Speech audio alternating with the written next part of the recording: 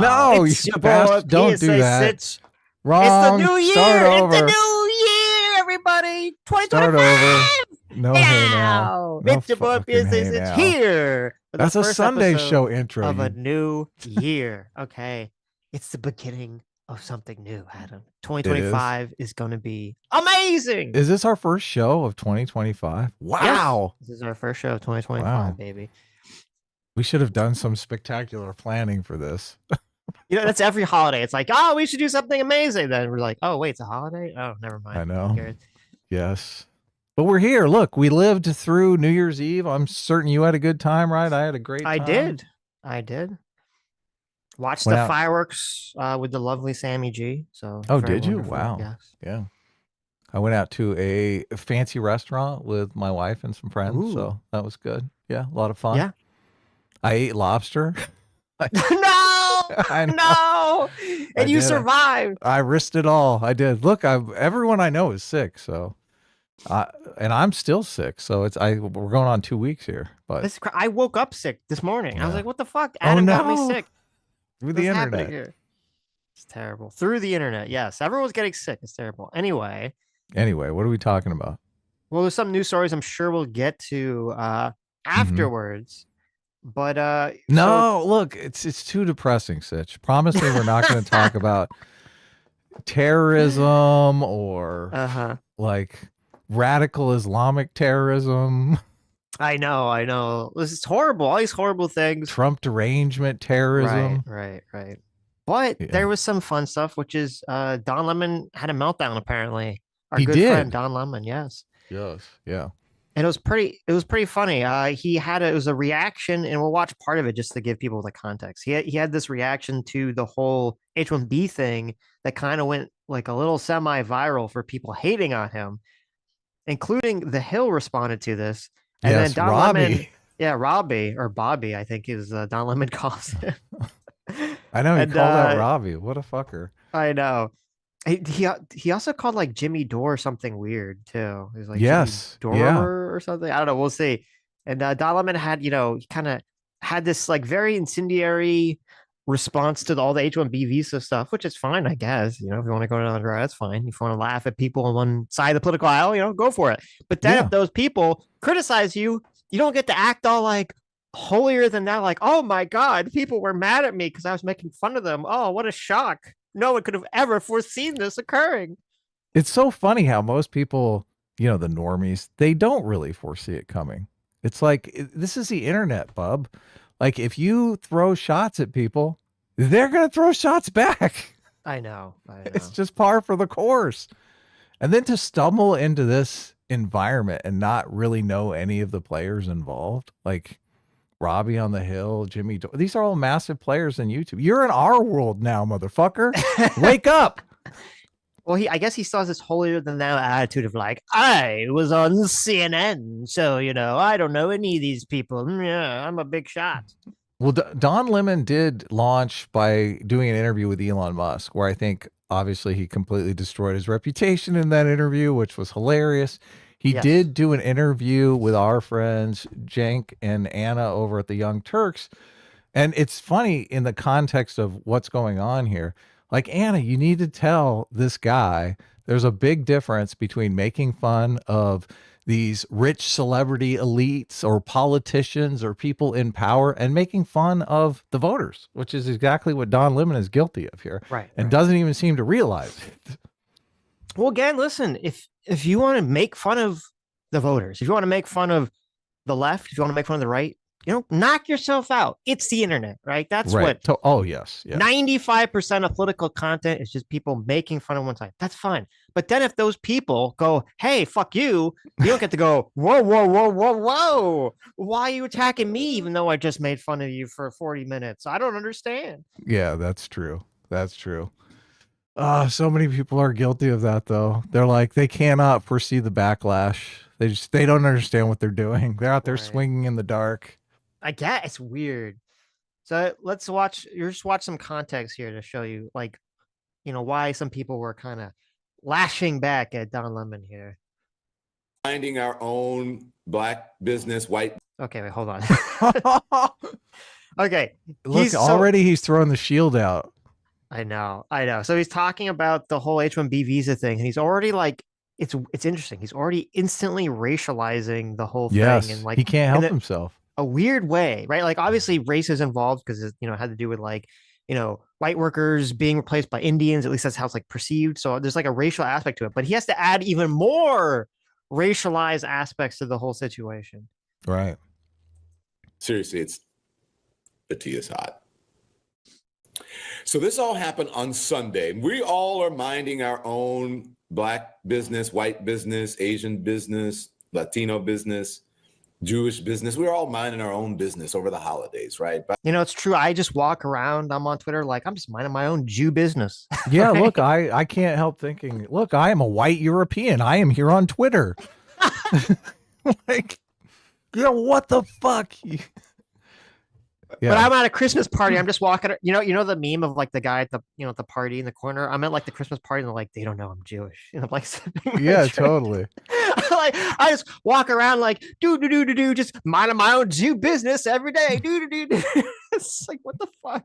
Let me drag as much identity politics into the segment as possible. Like, why would you frame it? This is such a weird way to frame this issue. Oh, we're just all minding our Black business, our Jew business. Look, he can't see people. Race is the tip of the hierarchy for everyone. Like when he looks at you, Sitch, he sees a Jewish person. He can't help himself. First of all, I don't think I look that Jewish. He sees a white person. Okay, let's be real. He sees an avatar when he looks at you. He sees a digital blackface avatar. That's actually true. Yeah. Well, look, he doesn't know. He really, if your race or ethnicity isn't perceptible to him, he's like confused. He's like, what am I looking at here? What's going on? I don't understand. Right. Yeah. How do I interpret very like troubling who's for the him. good guy and who's the bad guy in a story if I don't know the races? Yeah. By the way, happy Hanukkah. It's the second day, third day. Thank you. That's part of my Jew business is the happy Hanukkah. What, no Kwanzaa? What a fucking racist. Oh my God. I don't even know when Kwanzaa is actually. I don't either. I'm just obviously throwing shade. I know. On Christmas Day, same. So we're all minding our business. It's a holiday. We're in the good spirit. So then on Sunday, Trump named venture capitalist Shriram Krishnan as his advisor on AI policy. Yeah, okay, Indian guy. But that's all right. But I'm only pointing that out because it's part of the story. I just want to point out, this is really weird. He has a TV. So he's at his house, which is fine, I guess, for the holidays or whatever. It's a very nice looking house, right? He has this TV in the background behind him playing himself. Okay, what is the point of that? They're like, listen, people are watching a video with me. I think they need another video smaller and out of focus behind me to like look at in case they get tired of looking at me in like 1080p. They should be able to look at me in 140p in the background too. It's definitely a distraction for sure. So. Like what? I don't know what the point of it is. It's so weird. He's loving this because he perceives all of MAGA as being like racist. Like he uses the greedy racist stereotype. So he's like, oh my God. Yes. They should have known this would happen. Right. So let me jump ahead here. He's so stoked about this. He's like, yeah, oh no, my I mean, God. the whole tone of this video is ha ha ha, they're fighting and they're stupid and they're racist. Mm-hmm. Like that's the entire tone of the video. Yeah, of course. And it's HB1 visa folks. That's what they're fighting over. I'll get to that and explain. If you get rid of those folks, then the tech folks can't do their jobs. The technology industry. Just as if you try to get rid of the migrants and some of the folks who come here, quite honestly, illegally, then you can't. Then you, folks in the farming industry, in the service industries. And in any other industries, they won't be able to do their jobs. Some farmers say without these workers, they have about 2 days that they can run their farms. And then after that, it's over. Oh my gosh, I love this. Now you're finding out, you dumb fucking idiots. Now you're just figuring this shit out. You're so fucking stupid and you deserve it. This is so messed up. He's like, look, your rich elites have designed an economy where they're basically dependent upon slave labor and you have no job. And for Don Lemon, it's like, this is great. Well, he's like, oh, this is what you voted for, idiots, fools. Did they? I mean, this is what they voted against, definitely. So right. Well, it's weird. He's kind of taking like both sides of the issue here because he's like, ha ha ha, like you need those people, but also ha ha ha, like fuck you, because it's not really. It's kind of like it's interesting because Kyle Kalinske had a kind of a similar video to this. Oh, really? Where he was like, because you think Kyle would be on the position of saying, oh, obviously the racist MAGA people are going to be against, H-1Bs and all this other stuff. But he was kind of like, had this weird, like, ha ha ha, we told you so, right-wing populist. They're not actually populist. They all just want to, sell you out to the highest bidder. I told you so. I told you so. And I was like, that's a weird, like, he's more excited for the I told you so aspect. That's interesting. Yeah, selling out the American people rather than joining with them. I thought he was like a class person. He wanted to think of the economy in terms of class. That's what he's kind of like. He was kind of trying to do it through the lens of like, I told you that Trump wasn't like a real economic populist. I told you so, you stupid fucking idiots. Like that's kind of the messaging that Kyle was kind of going for, which I thought was strange considering I'm assuming he's not on the side of the against H-1Bs, but I don't know, maybe he is. The whole thing was very weird. As if Kamala Harris is some sort of economic populist. So of course, obviously. Yeah, they all want to hide behind the shield of racism. So right. Anyway, which I'm sure Don Lemon's the same. You fucking deserve it because you're so dumb. Jim, it's hypocrisy. So go with me here. Look at this. So he's calling all the voters dumb and stupid. Right? Well, just the Trump voters, so. Big difference. Yeah. Of course. That makes it better. All the Kamala voters are fucking super geniuses, obviously. Obviously. Yeah. Very intelligent people. Yes, I am gloating over your stupidity and how you were taken. I'm cackling in Kamala, says in Shanta. You have been co-opted because you're in a fucking cult and you don't even realize it because you have stupid MAGA brain and you don't get it. How stupid and dumb are you? And I'm just going to I can't wait to see. I love this because in the response video, he's trying to say, oh, I'm not saying all MAGA people are stupid. I'm just saying this certain select class of MAGA people are stupid, which I'm just like, so look, if someone was talking about something like black crime and they were completely as inarticulate as you'd lose your fucking mind, Don Lemon. You'd lose your fucking mind. Okay.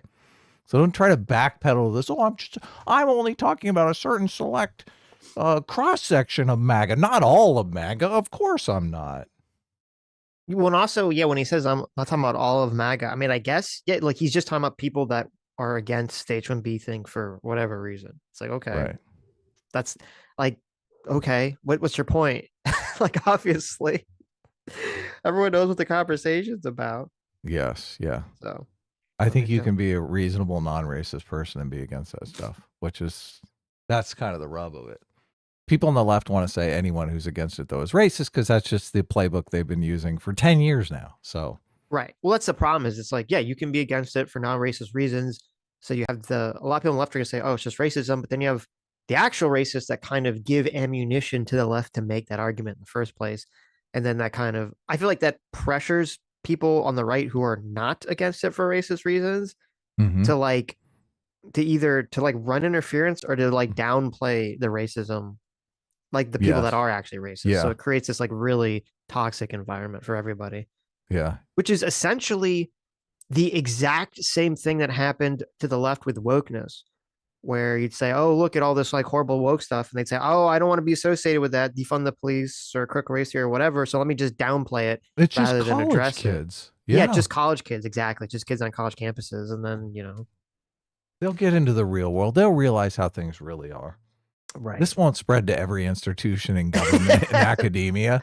Right. How'd that work out for them? Yeah, it did work out very well. Right. So it's the difference between the left and the right though is just vast. Because I don't see any of these like frankly openly racist accounts on Twitter being nominated for governmental positions. right. But you do have obviously Biden nominated a bunch of woke people. Like Right. the Ketanji Brown Jackson is like super fucking woke. He put her on the Supreme Court. Can you imagine putting one of these racists on the Supreme Court? Like Right. then call me then, right? Well, I don't know if you saw Cenk's conversation with Mark Lamont Hill, but he basically views it like that Trump is going to put a bunch of white nationalists into Does the you? I government. didn't listen to the conversation. It's a pretty crazy conversation. I was like, Yeah. well, this is like wild. But like, Yeah, it's funny because I was like, well, listen, no one could call Mark Lamont Hill a liar because I mean, he's a true believer. He believes all that stuff, you know, all the fascist stuff. Well, Nick Fuentes is a Supreme Court justice, okay? And then we can talk. Right. No, but so you bring up a good point, which is I think like the weird way that like the left woke subversion happened was a top-down process. It was a bunch of very extreme lefties who don't like liberalism basically snuck into a bunch of institutions and then took them over. And then when the time was right, you know, all this stuff kind of exploded. All this, you know, horrible woke anti-liberal crap kind of exploded. And the Democrats and the left were either, you know, intentionally or unknowingly running interference and carrying water for it. Where I don't see any of that happening on the right. I don't think a bunch of white nationalists have snuck into a bunch of institutions of power in America whatsoever. It's right. Like the concern would be that it would be more of a bottom up effect to be the inverse. It'd be like, oh, well, just the propaganda or the movement grows among the population and the kind of creates, you know, a groundswell of support from the bottom going upward. Yeah. I I mean, I'm hoping that doesn't happen. I don't think that will happen, right? But I do think that there's going to be some kind of reckoning in the next 4 years over Trump's term on at least on the internet side of things, because I think it's going to keep boiling over in the internet. It doesn't seem like it's slowing down the internet. So the question is, how is that going to be? What kind of resolution is that going to go towards? I do think in the bottom up game, the woke people have the numbers. They do, because all these young people are just woke. It's like in their bloodstream. Right. Yeah, because now but I don't think there's a lot of. I do think obviously there's like a white nationalist race conscious component, but I don't know that they have the numbers. I mean, I hope like I don't either, but I hope it stays that way. Yeah. We'll see. Now, the very people who should be praising and thanking every single day, they should be sending an African-American leader. They should be sending me flowers for the contributions of my family. You know, for my dad who fought for busing in Louisiana, changed the laws. So, you know, they should be saying, thank you, Don's dad, for helping. Everything always goes back to the civil rights movement for them. They're like, that's their big victory. Well, it's weird because Don Lemon doesn't have like an ideological basis. Like he doesn't actually know what he's talking. Like he's just completely intuition. Because the far left hates the civil rights movement because they kind of look at it the same way they look at FDR. Like they get, you know, FDR put in all these policies that gate kept socialism and like maintained the liberal order. And then it didn't work because now all the oligarchs and rich people have all the money. And like the far left looks at the same thing with civil rights. They're like, oh, you know, none of that stuff worked. It was all just liberal colorblind hoo-ha nonsense. Yeah, exactly. You know, and that's how CRT spawned, because the CRT, the entire basis of CRT is the civil rights movement didn't work. And so it's weird because like Don Lemon, he adopts this like hyper racialized far left frame, but he doesn't understand in the ideology that he's actually invoking or the philosophies or anything. So he's just kind of like saying things intuitively. But he says this multiple times in the video, and it's very weird. And he keeps saying that Vivek Ramaswamy, as a brown person, you know, how dare he sort of open his mouth about race issues, because the only reason he, as an Indian, because he's brown, is accepted in America is because of the suffering and work that Black people put in through the civil rights movement. So he should just send flowers to a Black person every day for that. It's like, it's a very weird, like, it's such a weird and toxic way to look at all of these social interactions and political interactions. Of course, yeah. Look, and it's all you're right about the intuition thing, because it's all whatever convenient argument he's making now, because 5 minutes from now he'll say, oh, we haven't made any civil rights progress and we're still living in basically the antebellum South and fucking racists are everywhere and it's open season on Black people by police officers. Like, all the progress that he's claiming has been achieved in one breath will be taken away in the next breath to make some other argument about how Black people are oppressed.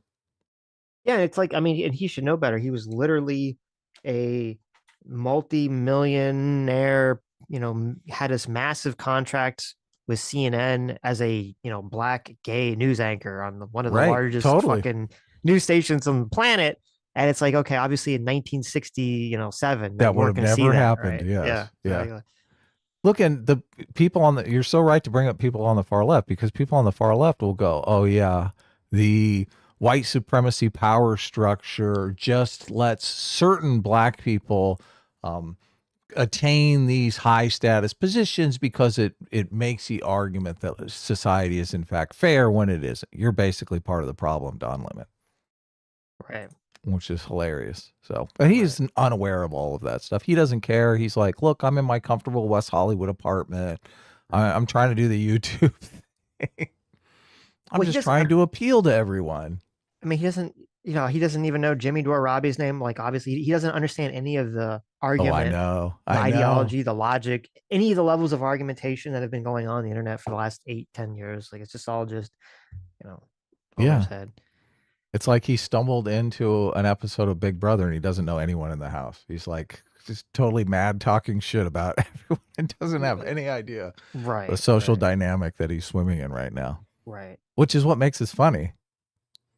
Helping people like me, brown people,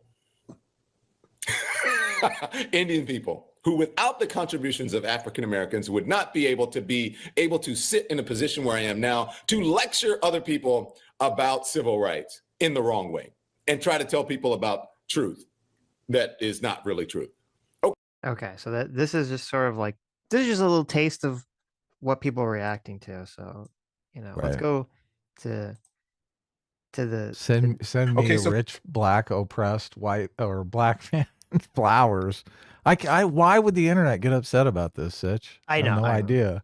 Well, and also, I mean, the tone deafness of it again, was probably one of the most famous people in the country, was a millionaire news anchor on CNN, is in some, beautiful looking mansion somewhere in California, I assume. It's like, it's like, okay, like, oh no, it's so sad for you, or New York, or wherever the fuck you live. Right.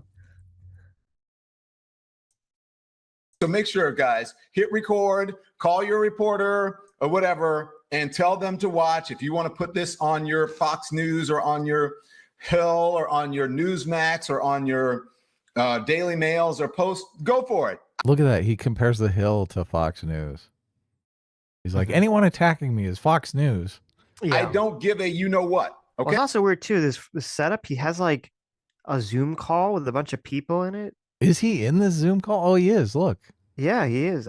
So does he do like what is this?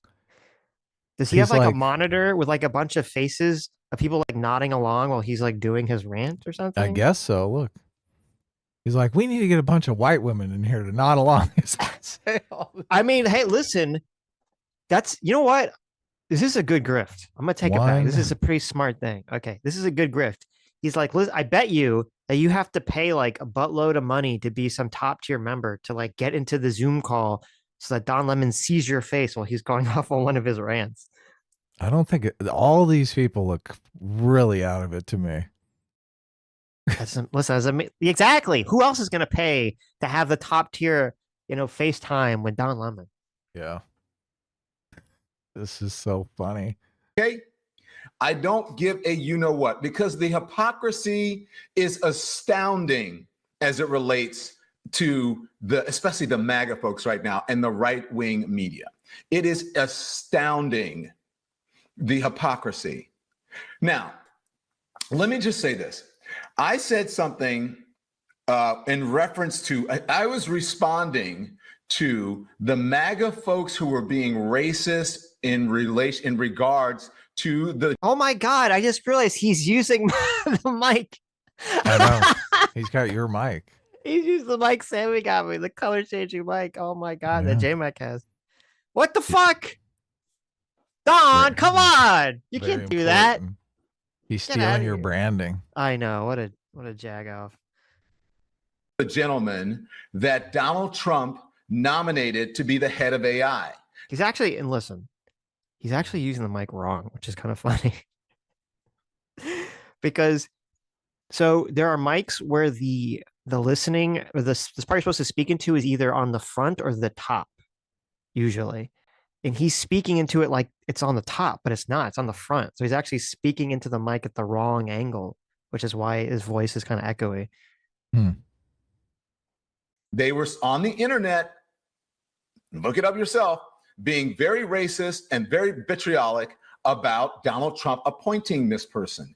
And Vivek Ramaswamy got involved, and then he insulted, according to them, the MAGA people. Okay? So as always, everybody gets all butthurt. I'm not referring to all of Trump supporters. I'm talking to the MAGA brain people who will say and do anything to make excuses for any behavior that Donald Trump does, any bad behavior that the MAGA movement does.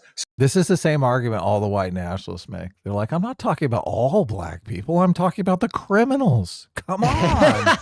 Look, it's just the criminals we're talking about here. Right. So, but you're saying that, so he is talking about it, like, because obviously the white nationalists are talking about all the black people. Well, they're doing it for a very specific reason. They want to create this negative stereotype, right? That's what Donald Lemon is doing. He's like, I want to create this very negative stereotype about MAGA people all being racist. That's what he's doing. He's doing exactly the same thing. And now he's coming in with the same, gaslighting the white nationalists will come in with. He said, well, I'm not, oh, no, of course there's good MAGA people, right? I just want to promote this stereotype. Listen, Don Lemon should have turned on this stream. He should have been like, and some of the MAGA supporters, I assume, are fine people. Yes, exactly. Oh, this is his total fine people moment, right? But they're not sending us their best MAGA. Right. Look, Don Lemon thinks all Trump voters are racist. He thinks that. He completely believes that. That's part of his worldview. Well, listen, he says he's about to say that he has family members that are Trump supporters. So he's going to say, oh yeah, right. He doesn't think that they're, racist. Sure. Listen, sure. I'll give him the benefit of the doubt. I believe that he doesn't believe every single person that votes for Trump is racist, but he obviously believes there's a massive chunk of it is racism. Only if he knows them personally, right?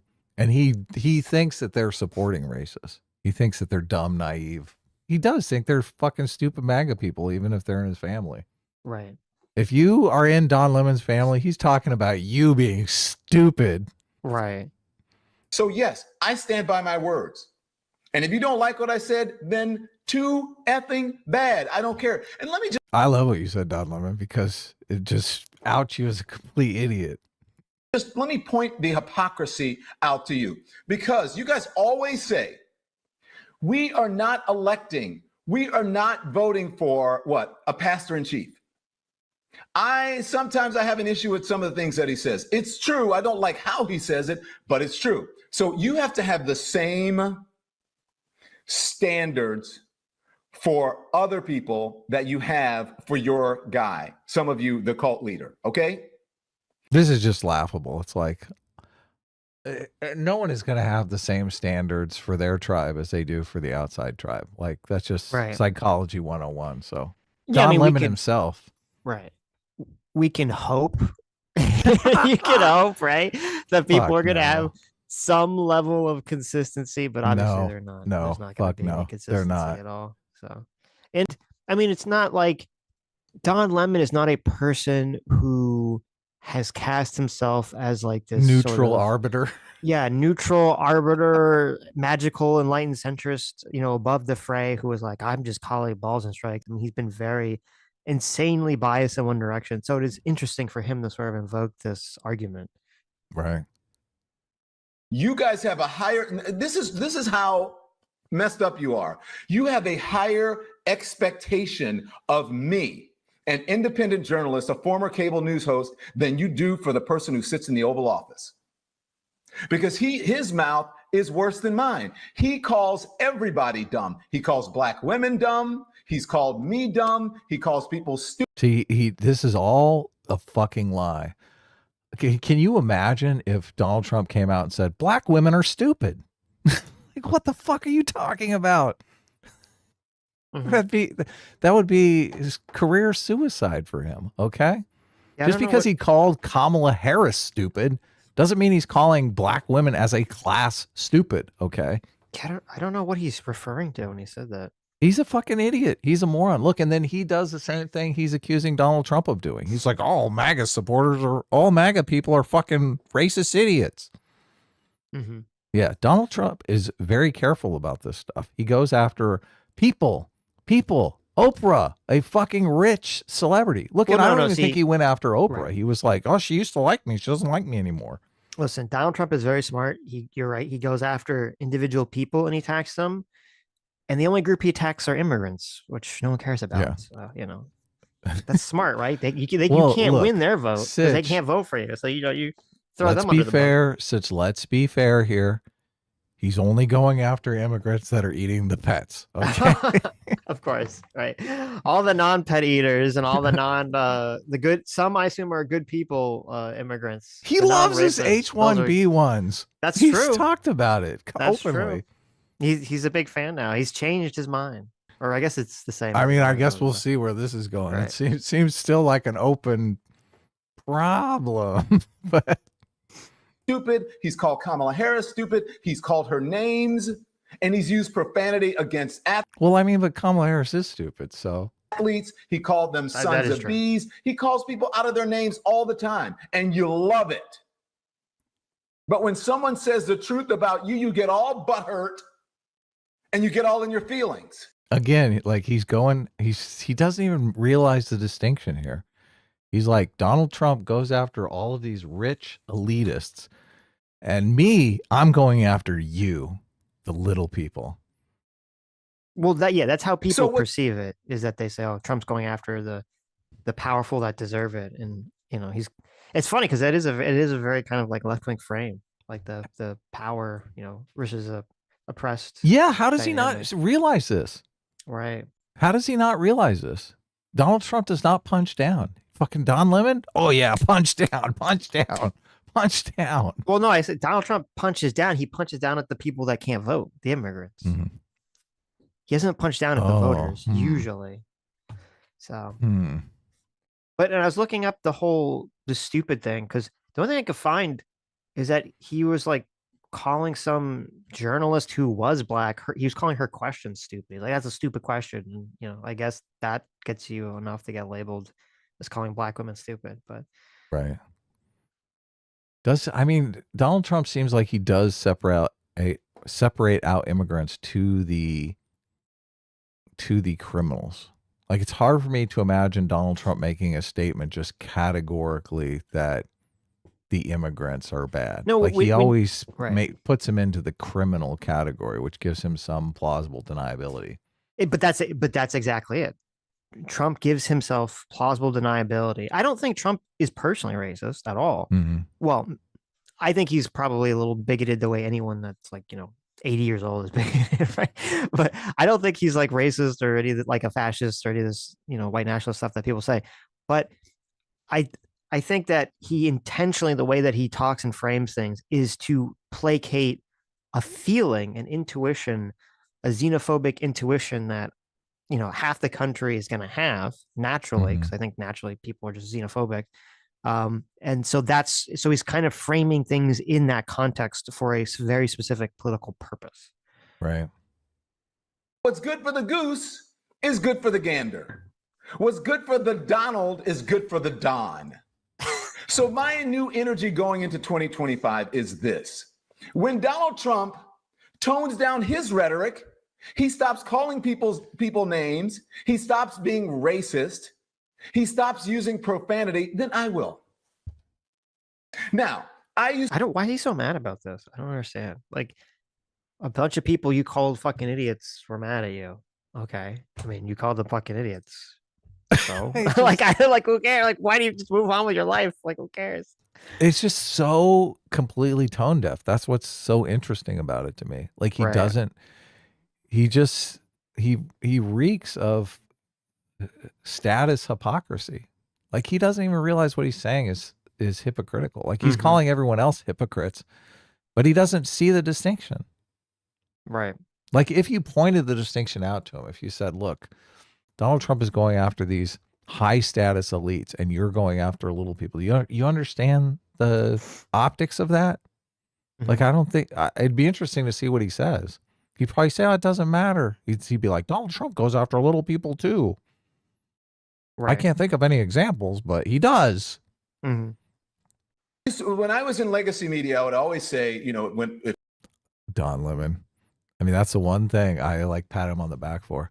He's calling it legacy media. He's like, CNN fires him and he's like, fuck you, legacy media. If something didn't just tumble out of my mouth, because I always sometimes forgot that I was on television. I always say my thing would be, what would Oprah do? Right? Because Oprah was a mentor. Right? What would Bryant do? What would Bryant Gumbel do? He's a mentor. What would those mentors do? Because that was a different time, traditional media. And what would Michelle Obama do, right? Because Michelle Obama said, when they go low, we go high. I love you, Michelle Obama. We can't do that in this environment. And I saw glimmers of that at the Democratic convention this year, when you and your husband, the former president, went off. I loved that energy. So sometimes he's like, look, Michelle Obama went totally low. And I loved it. I loved every minute of it. For the folks who are in traditional media, and you certain way and you operate on light. Traditional media. I mean, it was legacy media a minute ago. What are you doing?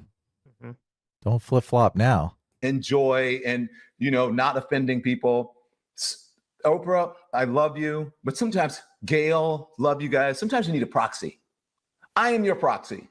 I am your anger translator. Like, did he almost say, I'm your angry black man? No, maybe. I don't know. He's referencing, that Key and Peele sketch from like 10 years ago, 20 years ago. Oh, he is? Oh, wow. Barack Obama's anger translator. Okay, we'll get to that in just a moment. But let's talk about what happened. So you can put the video up. So I did this video, and it was like someone said, oh, he's doing the show out of his living room, out of his house. I'm doing it out of my house because it's the holidays. I have a studio. So, don't even, whatever. He's like, I'm a rich, wealthy elite. I have a studio. Isn't it interesting that he felt compelled to respond to that? Yeah, of course. That's what's funny about it. Look, it's so part of his identity. He's like, look, I am an elite. How dare you? How dare you talk back to me, you little people? Whatever to that. But let me just show you the hypocrisy in all of this. You got upset because you thought I was talking to all MAGA folks. I'm not talking to all MAGA folks. I'm not calling all Donald Trump supporters racist. I'm not calling all Donald Trump supporters stupid. I have Donald Trump supporters in my own family. And you know what they said to me? Thank you for saying what you said, because he betrayed a campaign promise. He told us that he was going to. Oh, so they're former Donald Trump supporters, it turns out. And cut down on immigration. And it wasn't just going to be certain people. And the reason I talked about it was because, as I said, the racist MAGA people online being racist against Indian Americans. What? Donald Trump and the MAGA people have now figured out that they need immigrants in order for this economy to survive, in order for our country to survive. In order for our country to survive. Farmers have said that. Farmers said that to my friend over at CNN when she interviewed him.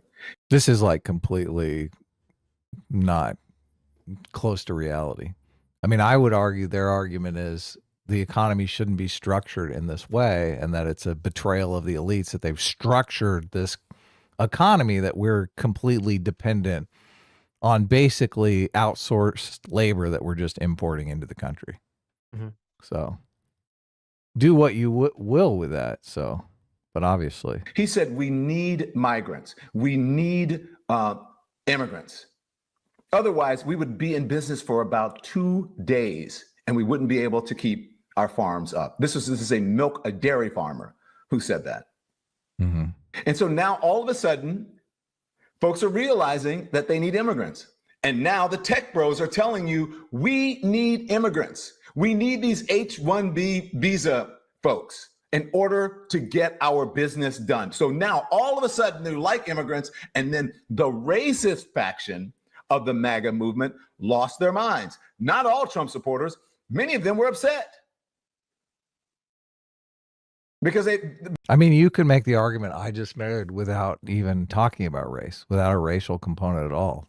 Right. I mean, the people that the economy so-called, needs could be white Europeans, and people would still say, well, why aren't we giving those jobs to Americans who are already here? So, right. And I mean, I don't know, because he's talking about like dairy farmers. I mean, those aren't the people that come out on H-1B. So I don't know. I don't know how that got dragged to this conversation.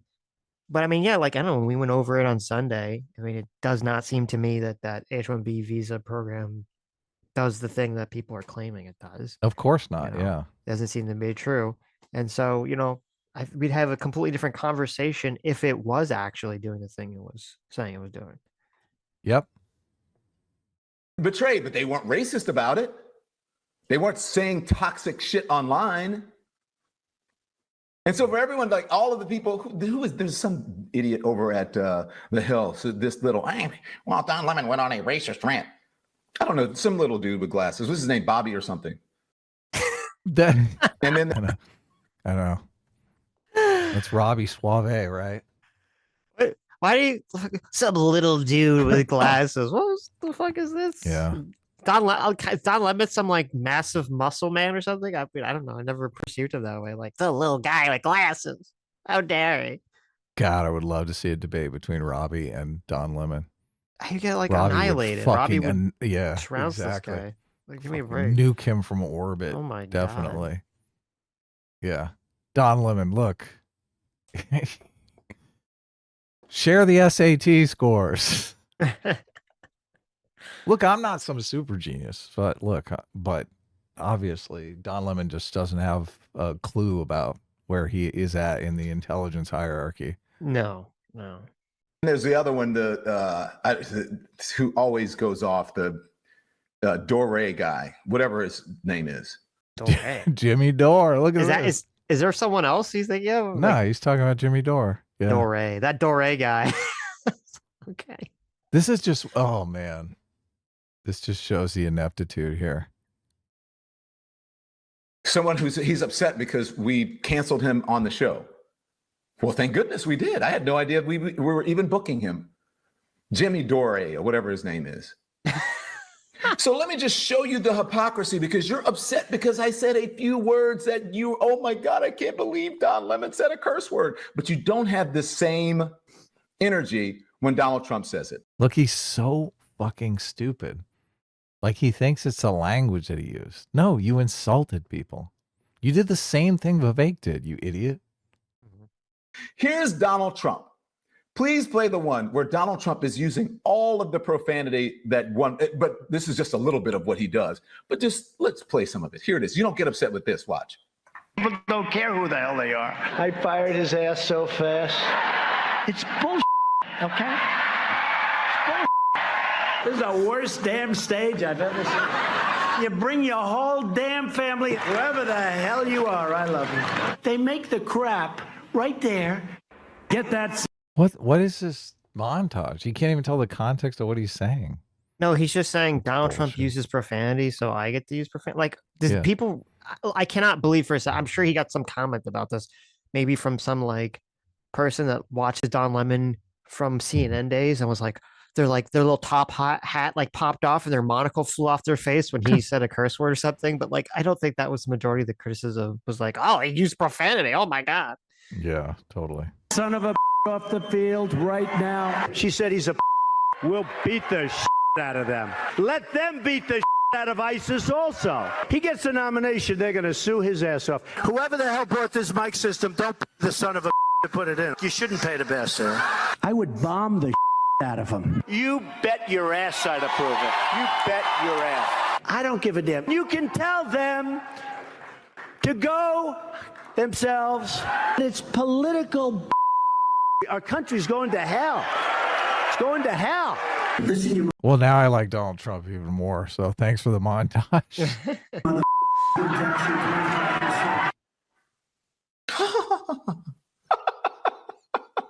Oh my God. So look, he brought up the hell. It's going to hell. Listen, you mother. Yeah, he accidentally brings up the people just so they can all be like, oh my God. Donald Trump. He said no words. Terrible. Look, one of them's talking. Oh. Look, he thinks this is such an own. It's so weird. That's the face. That's totally. That's the thumbnail face right there. It is. Yeah, I got it. Well, hold on. Oh, that's so perfect. He made the face. Oh God, it's asking crying face. It's asking for like the tear emojis and the red eyes and everything. Of course, yeah. The drool.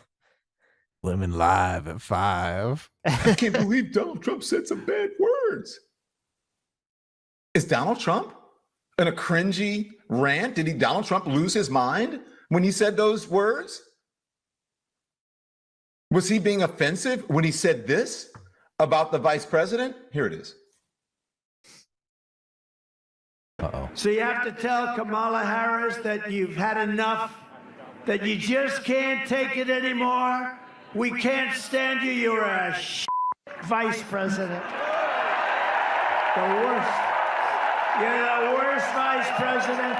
Kamala, you're fired. Get the hell out of here. You're fired. Get out of here. Oh, God. Oh. I mean, you totally nailed it. He just literally doesn't understand. Like, no. He's not even bringing up any of like the, they're eating the pets or something, like trying to make some argument about that or something. No, it's all that would be a good argument. Yeah. Right. He's like, he called Kamala a shitty vice president. It's like, okay, well, no one cares. What, obviously, he's running against like, what are you doing? What's the argument here? Don, come on. Well, there you go. Were you offended by that? Did you run to the internet? I did. Was Fox News or OAN or Newsmax or The Hill or whoever else, the Daily Mail, the Post, were you doing stories about how unhinged Donald Trump was to be saying stuff like that about the vice president?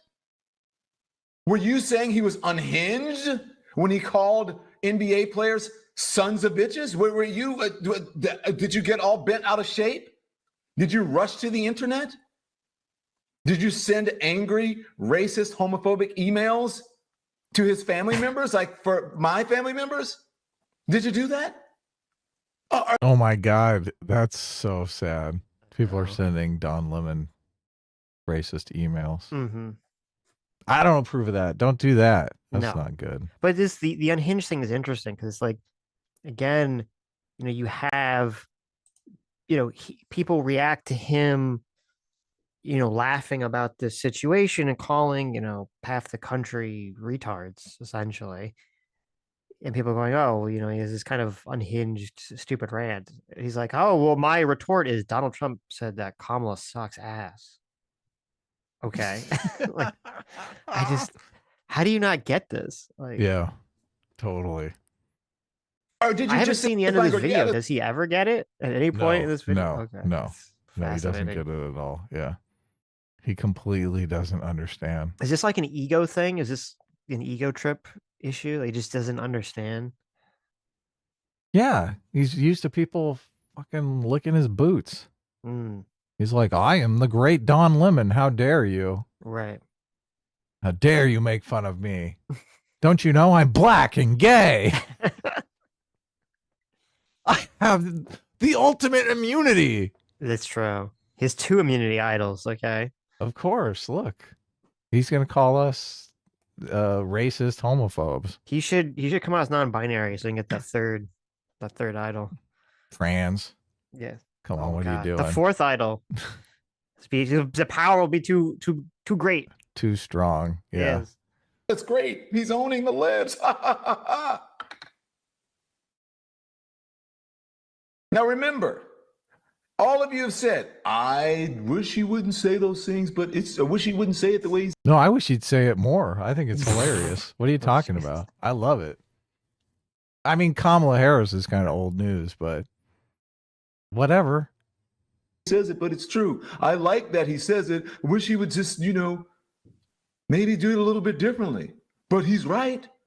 And remember, he is right. You aren't voting for a pastor in chief.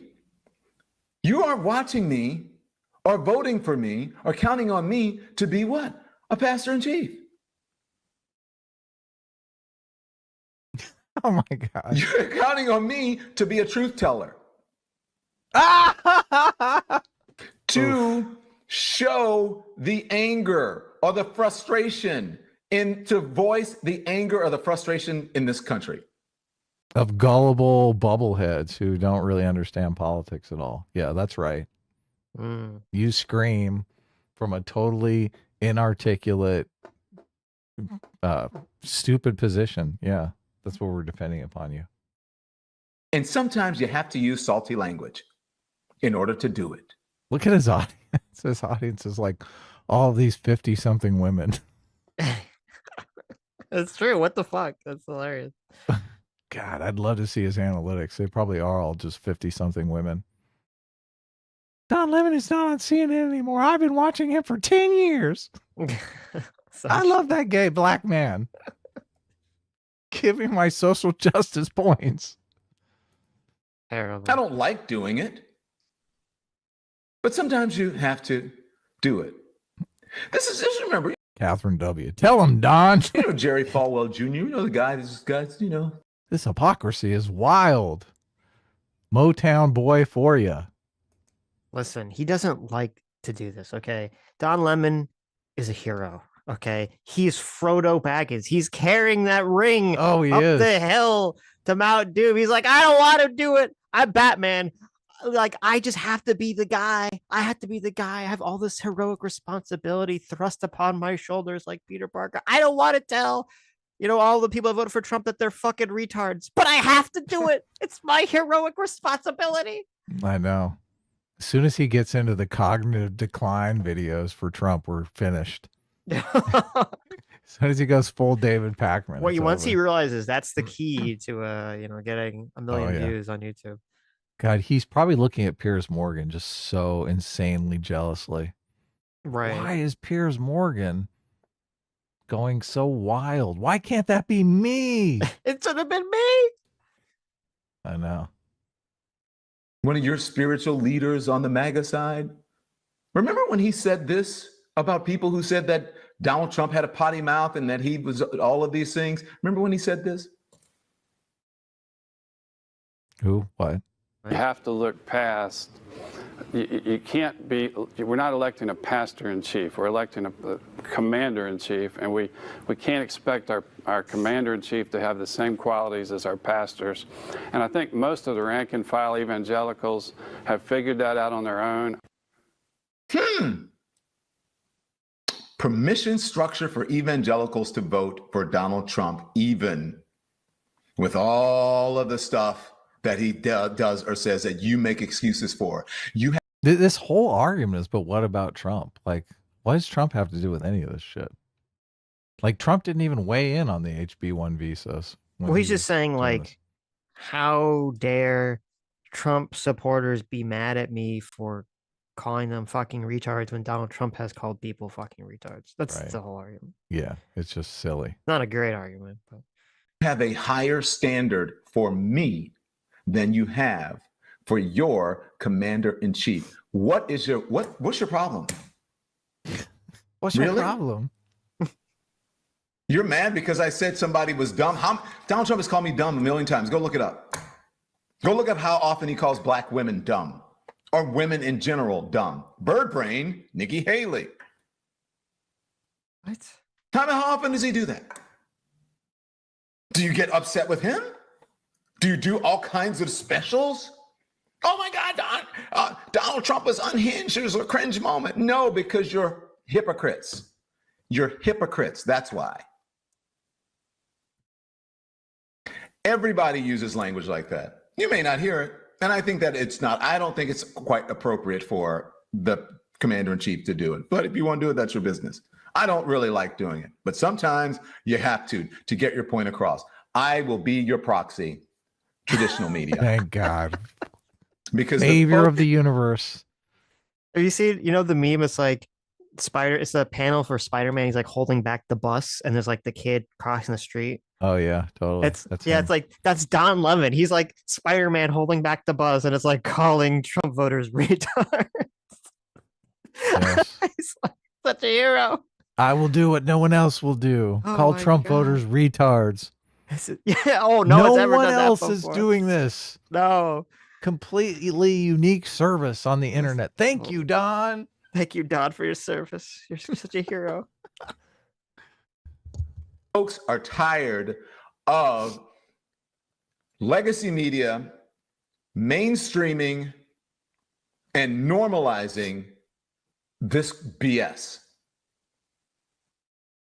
Listen, now we know that officially that Don Lemon has joined the internet left YouTube space. Of course, yeah. Because he's brought up the number one fake narrative that they always bring up, which is the mainstream media, because they're not calling Trump and Trump supporters racist or fascist or stupid 24/7.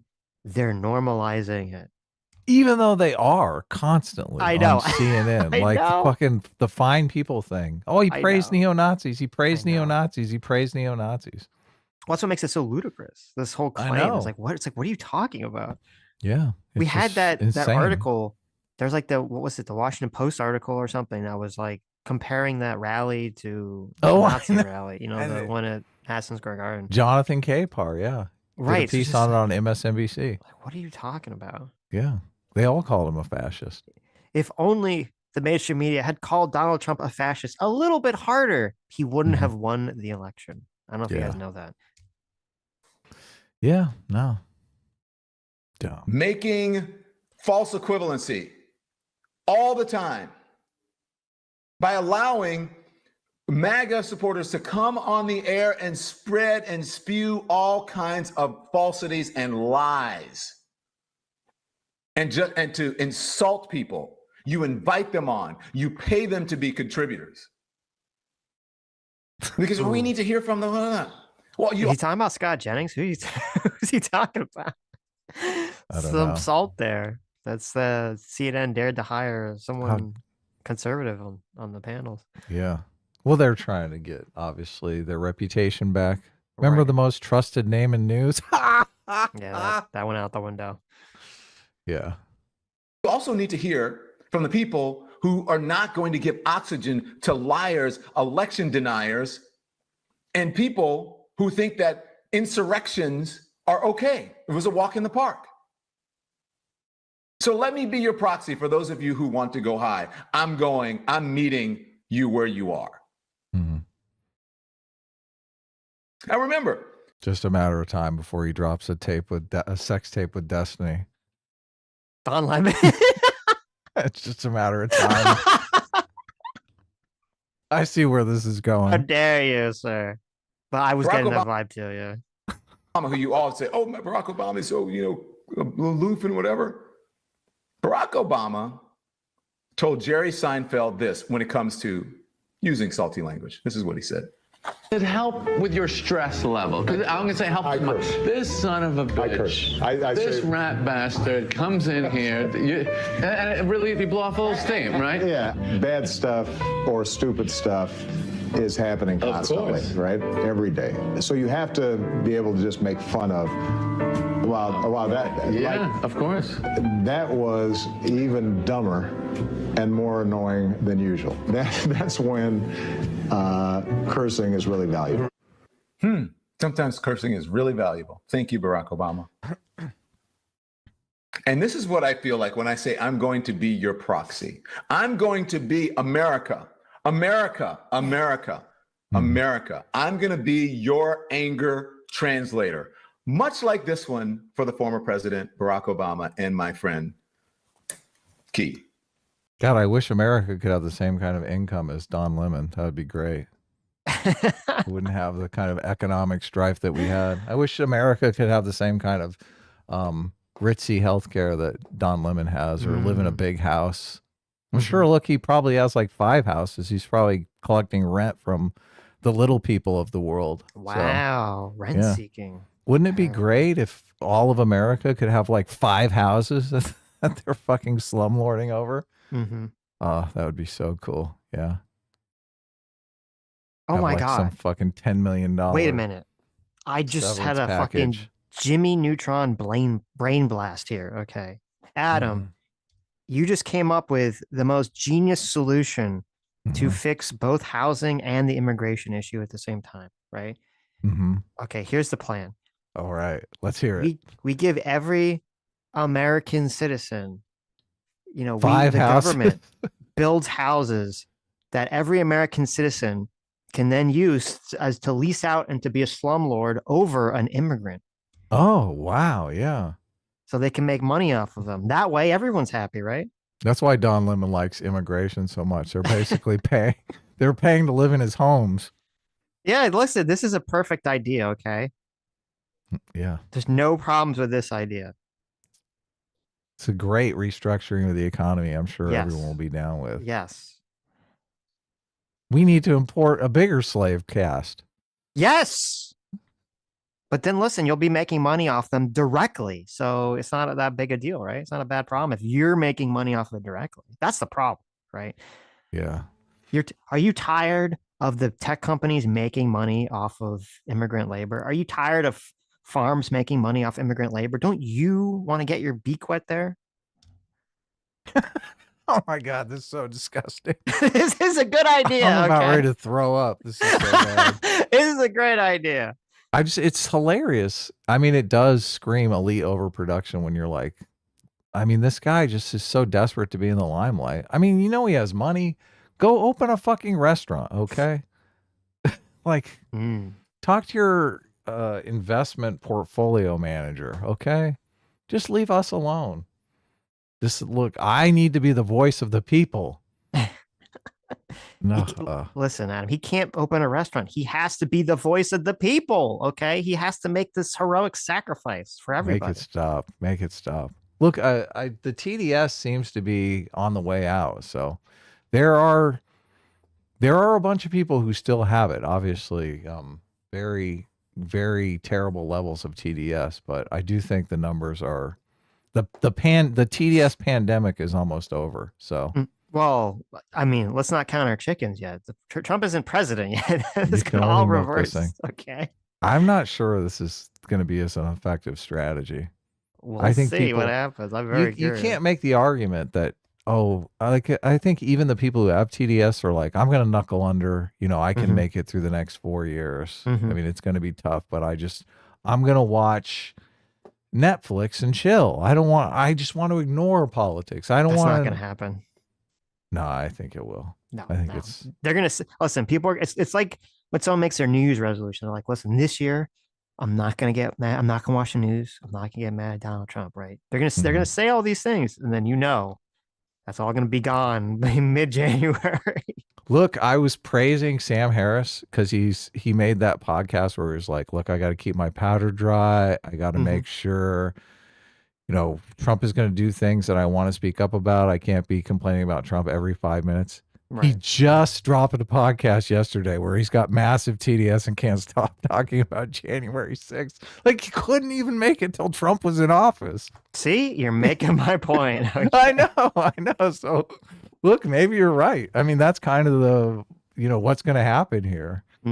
That's kind of the hook of this storyline here. Yep. Will the TDS subside, or will Sam Harris like end up driving a truck through a crowd? Oh no, stop. Don't even check. Look, Sam, Poor Sam. He's just already going crazy. So listen, like if Trump does anything good, Sam Harris is going to lose his fucking mind. What was the podcast even about? Like, you didn't see it? You didn't listen to it? I was like, I was like, oh my God, Sam can't help himself. Was it about the H-1B visa stuff? I'm just unrelated. No, I just think it was just him ranting about Donald Trump. Okay. Yeah. It's honest. It's like the last thing that he did, that he dropped. Yeah. Oh, it's insane. Yeah. Because despite our differences, we count on the press to shed light on the most important issues. I mean, when was Obama president here? I mean, we're going like 2011, maybe. We're going way back here. Yeah. The way back machine. Nothing like talking about current events with Don Lemon. Of the day. And we can count on Fox News to terrify old white people with some nonsense. Oh my God. Don Lemon wishes he could be that funny. I know. Sharia law is coming to Cleveland, run for the damn hills. Y'all's ridiculous. We won't always see eye to eye. Oh, and CNN, thank you so much for the wall-to-wall Ebola coverage. For 2 whole weeks, we were one step away from the Walking Dead. And then y'all got up and just moved on to the next thing. That was awesome. Oh, and by the way... God, this is just so cringe. This is like 100 years old. I know. What is happening here? Like you're making your point from you're like, remember this funny skit from like 20 years ago? That's going to be my career on YouTube. What are you going to pull up old Saturday Night Live clips next? I know. It's bad. Just no consciousness of the environment that you're in. Oh. Just if you haven't noticed, you don't have Ebola. Sometimes you got to be angry. So look, I'm an emancipated person. I don't have to worry about it. So let me just say this for all of you hypocrites out there, okay? Now look, now he's calling everyone hypocrites. He's like, he's moved on from calling you like racist chuds, and now you're hypocrites. You can be both. All of you people. Oh my God, Sitch. What? Stop punching down. People who are upset about my salty language. For all of you people who are not understanding the context of what I was talking about, I'm talking about the racist people who are online talking, giving racist language and being bigoted about Indian Americans. Not all Trump supporters, but the folks with the MAGA brains who will do anything to make excuses for their bigotry and for whatever Donald Trump wants to do. So in the words of your... I mean, that is even a contradiction because these are the people who are against Donald Trump. So how are they MAGA brains? Yeah, that's exactly. I mean, because a lot of like the Groypers and all those people, like they're like kind of wishy-washy on Trump. Yeah, like they don't give a fuck. used to be like God Emperor Trump, and now it's kind of like, he's not racist enough for us. Yeah. Dear leader, if you do not like what I said and you do not understand what I said, you can go yourself. Okay. Come on. Give us Just a say real it. F-bomb. Yeah. Don't be a pussy. Yeah, you just went on this whole rant about how you're going to be like the hero America needs to drop F-bombs, and then you censor yourself. Give us a motherfucker. Right. You can do it. Come on. Okay. Don. Thank you very much. Make sure you get the quote and put it all out in the media, wherever you want to put it. We are thrilled to have Donald Trump or Don Lemon, total meltdown. I mean, I used meltdown in our title. That seemed like a meltdown to me. That's funny. Unhinged Don Lemon, total meltdown. I should throw an unhinged in there. Yeah, we should. We should hit all the buzzwords just to make it like as triggering as humanly possible for him. just for fun. Yeah. Just for the fun. Just for the lulls. I don't know. I just don't get why he's so mad about this. It's so weird. Like, I'm telling you, because he's like, he's an egomaniac. He's like, the great Don. How dare the internet come after me, the great Don Lemon. Mm-hmm. I am the voice of the people. It's that dare comic you. Of the woman like shoveling shit over the other side of the internet, and they throw it back, and she's like, "Ow, how dare you!"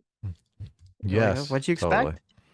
But we've been looking at that meme for like 20 years, and people just Don don't. Lemon doesn't know the meme. That's He's true. like, what? He's we a are boomer. fully immersed in meme culture. Yeah, there you go. So JMac for $20.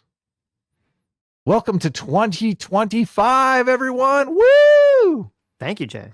I've got a good feeling about this year. Well, I hope you're right, Jay. I super hope you're right, because 2024 was not a great year for me. So 2025, here we go. Let's hope less terrorist attacks and more like good things for Americans. Yes.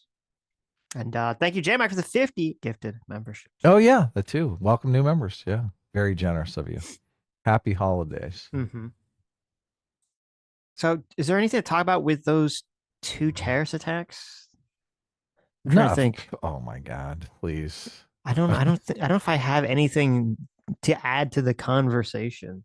I guess the only thing I think that I thought was strange was, so you had, the Cybertruck guy who he drives up in a Cybertruck, and then the car blows up, or the truck blows up in front of like a Trump tower. So obviously there's some kind of, well, I say obviously, it seems like there should be a political messaging right there, because, they have the Elon association with Donald Trump. So you see there's some kind of, something's going on there, right? But when I first saw that, I was like, okay, is this a terrorist attack? Is it an attack, or is it just like the car accidentally exploded? Because there were fireworks in it. When you watch the car explode, you see like fireworks go off and everything, which makes it seem kind of like, what? And I thought, like he bought a bunch of illegal fireworks and got screwed. Right. I was like, so when I first saw that, now we do know that now it was entirely intentional. The guy had explosives, or he had gas, or he had some kind of, explosive material in the car, and he actually shot himself in the head before the car exploded. So it was 100% intentional. We know that now. But it was weird, because when I first saw it, I thought the guy who did it killed himself. Is that what you just said? Yeah, he was in the car, and he shot himself in the head before it blew up. Really? Yes. What a fucking moron. Yes. Well, I mean, you're blowing yourself up. Yeah. So I guess he figured that it was better to shoot yourself in the head than blow up. Wasn't he married? I thought I've been seeing pictures of him and his wife. Like, makes me think like his wife is leaving him or something. And this is just such a weird, strange movie. I don't know if he was married. He was in the military currently. But yeah, he is married.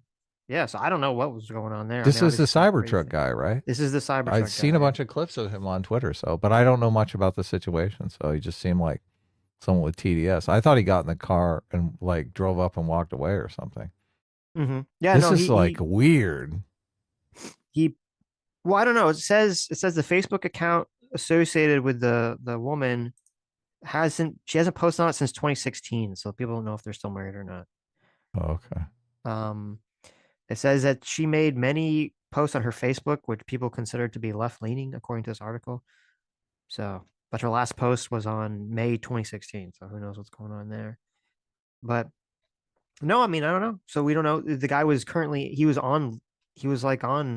think he was on leave for the military, like a temporary leave or like a break or something, but he was still part of the military. So when he did this, but the thing that was weird is because I thought like, okay, if it's like a terrorist attack, like I would have thought he would have tried to drive into the Trump Tower, right?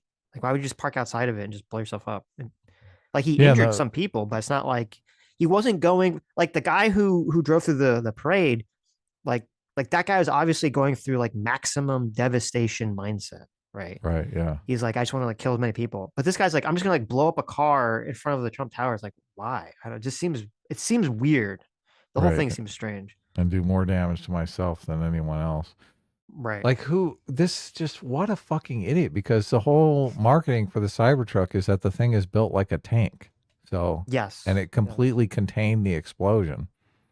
Yeah, they were saying that because of the way it's built, it exploded up instead of like outward, so less people were injured. It didn't break. It didn't turn the Cybertruck into shrapnel that killed a bunch of people. Yeah. Right. Which I guess it's a good thing. That's a great thing.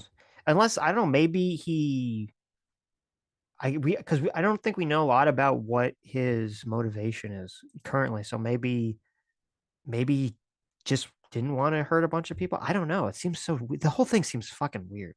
Yeah, there's not, and both of these, I don't know that there's a lot of good information out there. It seems like it's still a developing story. So well, the other guy in New Orleans, like he had ISIS flag, and I think there were people that were saying that he was being radicalized and stuff like this, and he was, even though he also was in the military, and I think his father was in the military. They're both in the military. There are people that were saying that he had become radicalized over the years. So there's like more of a clear picture for like what was going on there than the Cybertruck guy. So sad. I guess we'll Very find out. sad. It is very sad. Not the best way to start the year, obviously, with terrorist attacks, but okay. Anonymous cop for $5 says, please tell me you saw the hour-long Sam Hyde screed on X. So I did watch it. I thought it was really boring, and like meandering, and mostly uninteresting. I thought it was very uninteresting. The whole thing kind of felt to me like he was basically taking all the arguments that we've been hearing throughout the whole H-1B visa conversation, and he just kind of like was saying them through the course of an hour or 40 minutes, however long the video was. You're just saying all the arguments we've all heard. I didn't hear anything new, while just creating like a very obvious straw man of any sort of argument about why you would want any form of immigration. And then he's also, it kind of dog whistling to the whole, white nationalist thing with the whole America isn't an idea, it's a people.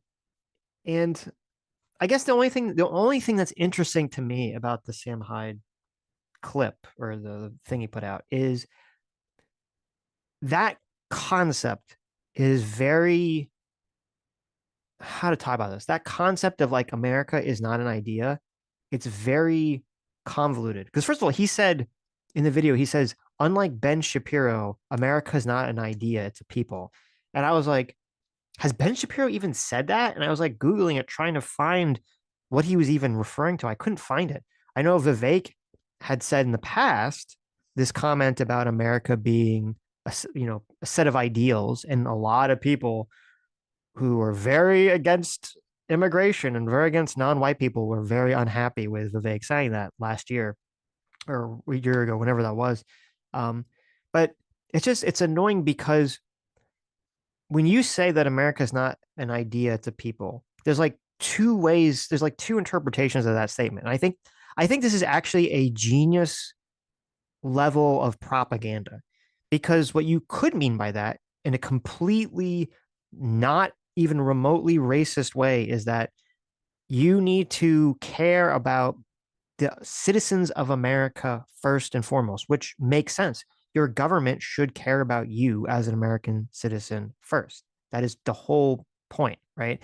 That's like the good version of America first is, the government, that the people that you elect, they should be spending their resources, their energy, their time helping improve your lives, first and foremost, before they try to help or improve the lives of anyone in another country, right? So like, I get the concept there.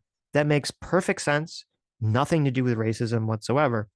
And so people hear that and they can interpret that line of reasoning and say, oh, I agree with that completely. But then there's this second line of reasoning, which is the people that were very mad when Vivek said it, because Vivek was very clearly laying out this, not the recent Vivek tweet, which was retarded. This is like a Vivek tweet from like 2 years ago or something.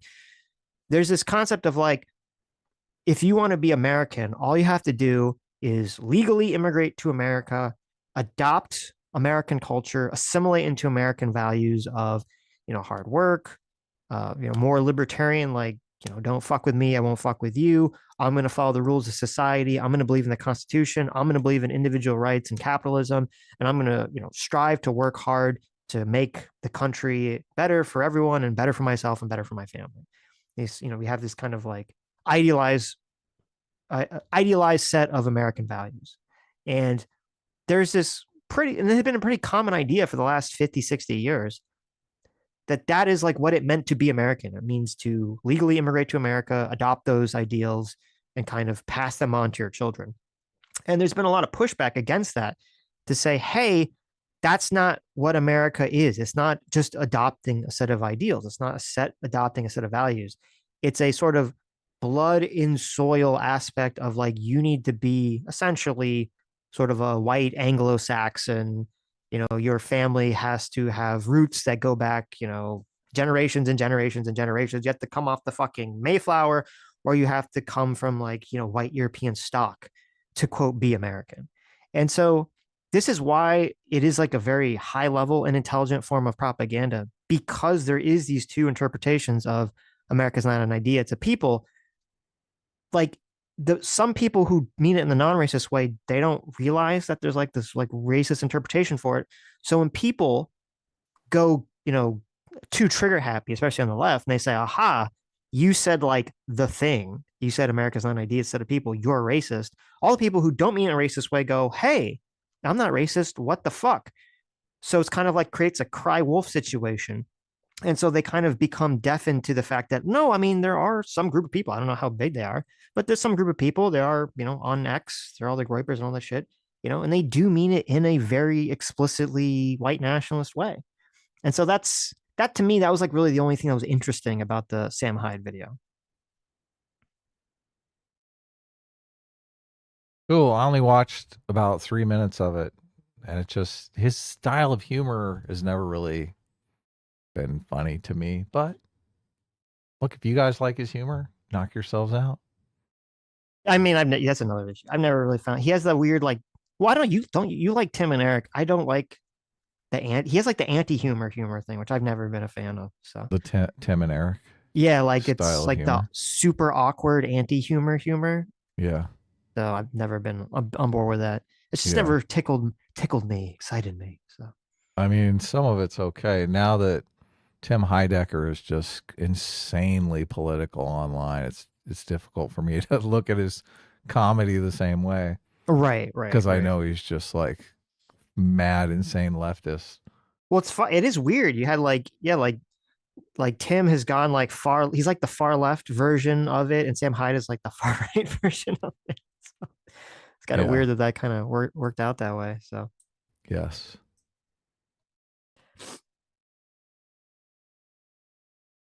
Anyway. All right. And I just kind of went to some random spot here. Why should they realize there's this second interpretation? You're supposed to not say it because some people are racist. Pretzel much? I don't know what the pretzel thing means. They don't. I mean, why they should realize it is because it's the same reason. This was exactly, we were talking about this earlier. This is exactly what happened with the left. Was there was all these people that were socialist or Marxist or very, very far left who were saying things like defund the police or critical race theory or equity. They're using all these like terms, and yet a bunch of people in the moderate left who are like, oh, through my lens of interpretation, I don't think they mean something extreme. I think they mean something that I believe in. And so that when they would get attacked by the right and they'd say, oh, those people are communist, the moderate left would basically run interference and say, they're not communists. You're crazy. You're crazy. And they basically run interference, and they allow the communist side of the left to grow and fester and grow and fester. And so that would be why it would be important for people on the right to acknowledge or understand, like, well, no, there is this second interpretation. There are people that do interpret it that way. And, you shouldn't run interference for them. So that's why you should care. All right. Yeah. Look, I get, it's just, you're like, you need to be able to read minds to be able to have this conversation. And it's just, people are not going to change their minds. So like, there are certain people that are going to look at anyone who takes the America is a people side of the argument, and they're going to say white supremacists, oh my God, blood and soil. Like, they're going to be completely bad faith about it. There's nothing you can do. Even if you're a dyed in the wool liberal, you're like, I love immigration. Like, anyone in the world should be able to come here and be an American. They're just, it's just, it's like, it's a no-win conversation. So, because you know, people are going to accuse you of being a racist. So, and I think a lot of people are just sick of being accused of being a racist. So, but that's exactly the problem, because it's like, well, but you know, there are people that are actually, you know, on that train, and so it's like, I get it. Of course there are, but you're in a situation where you're literally forced to read minds, because they're not just the environment is so that they realize, oh, it's a, you know, it's outside the Overton window for me to just come out and be openly racist. So they're going to say, well, they're going to make all kinds of excuses, and then you end up sounding exactly like the people who are making excuses. So like you're losing. So it's just, that's why it's a very good form of propaganda. So. Right. Anyway. So I didn't take any timestamps. I don't know if you took any timestamps, but I did watch this over the break, and I thought Francesca was super like bad faith to Cenk, and Cenk is such a good sport, because he's definitely getting hit on all sides for, I guess it's, you'd call it like an outreach program to Trump supporters. Like, my read of the situation is, and look, I did see also Stephen Michael Davis did a video on this, which I thought was kind of unfair, because I think Cenk is sincere. I think Cenk realizes like a lot of the Trump stuff, even Trump stuff that he's repeated in the past, turned out to be kind of dishonest. So he hasn't come out and kind of done the mea culpa, which is it a good idea to do the mea culpa? I mean, his audience is going to hate that, but I think that Cenk is doing something very specific, and I actually don't think he's articulated this specifically or clearly. I don't know if there's a logic to it, which is that he's just looking at it like, okay, pragmatically. Yeah, completely pragmatically. There's a contingency of the right that exists currently that, you know, he's calling the populist right, which is on board with cutting, you know, defense spending, which is on board with ending the, you know, wars, is on board with a lot of policies that Cenk is in favor of. They're anti-big business. They're in favor of a lot of policies that like the left and the left populists are in favor of. And he's basically trying to make this argument where he's saying, hey, you know, we have Trump who's president for 4 years. Republicans have the House and the Senate. You know, maybe we can actually get something done, you know, with this, you know, he's looking at it from this perspective of saying, like, for the first time, there's this alignment between issues on the left and the right that's like the anti-big business. And that's been Cenk's entire like bread and butter since day one. So he's like, let's try to actually get something done now that maybe we actually can get these things passed. And that runs afoul with all the commentators on the left, because so much of the way the interactions work in the pundit internet commentary space is just, you know, you have to create your tribe, you have to create your team, you have to dig in, you have to say the other team is evil. And so you can't really suggest, you know, working with the other side. And then also that hurts because Cenk has participated in that exact same behavior, you know, calling Trump, you know, fascist and all this other stuff. So people are like, well, how can you trust someone that have called all these horrible things? Yeah. It's the audience is being separated into the people who are like, I am just here to promote the stereotype that all conservatives are greedy racists and cannot be trusted or worked with in any capacity whatsoever. We just have to exile them from the planet. Like that's a faction. And Cenk is kind of saying, well, do we really have to? Can't we just work with them to achieve some policy goals that we've always desired? Right. So, and it's fascinating to me because it is the Heidean moral psychology situation here, where so much of the strategy on the left is to take moderate Republicans and, you know, say, oh, you're working with racists, so therefore you are racist. So anyone on the left that wants to engage in that strategy, they're going to get hit with that. They're going to get hit with that same accusation. And they're just hitting Cenk with that accusation over and over again. Right.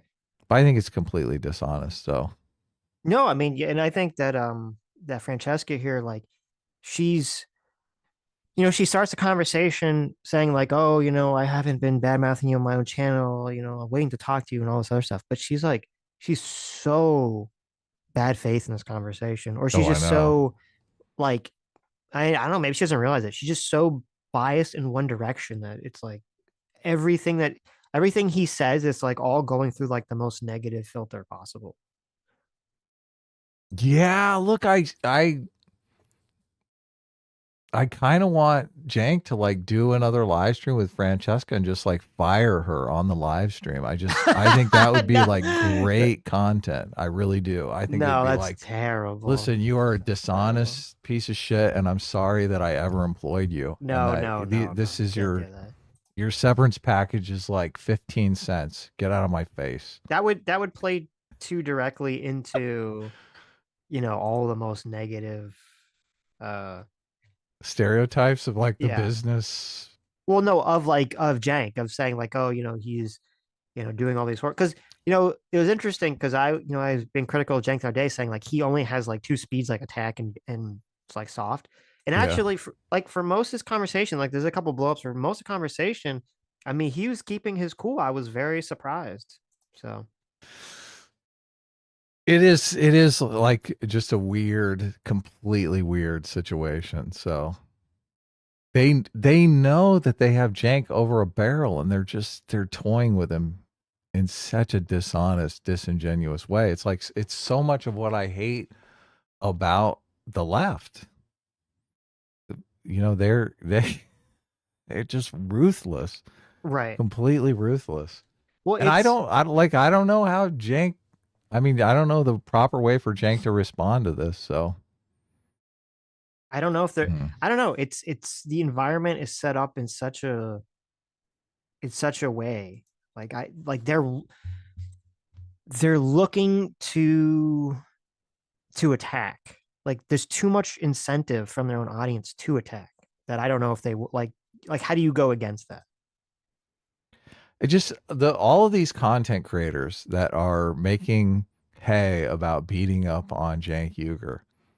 I honestly believe the content is king. Like I think there's been a few content creators that have come out and like made a big deal of leaving TYT and stuff like that. Mondale's one of them. I can't remember the other guy who was supposed to get a show. Franny's one of them. Obviously, the Vanguard boys are one of them. But I look at those people's content and I just think, okay, none of these people are as a tenth as entertaining as Cenk Uygur. Like people like Cenk Uygur because he is ultimately entertaining.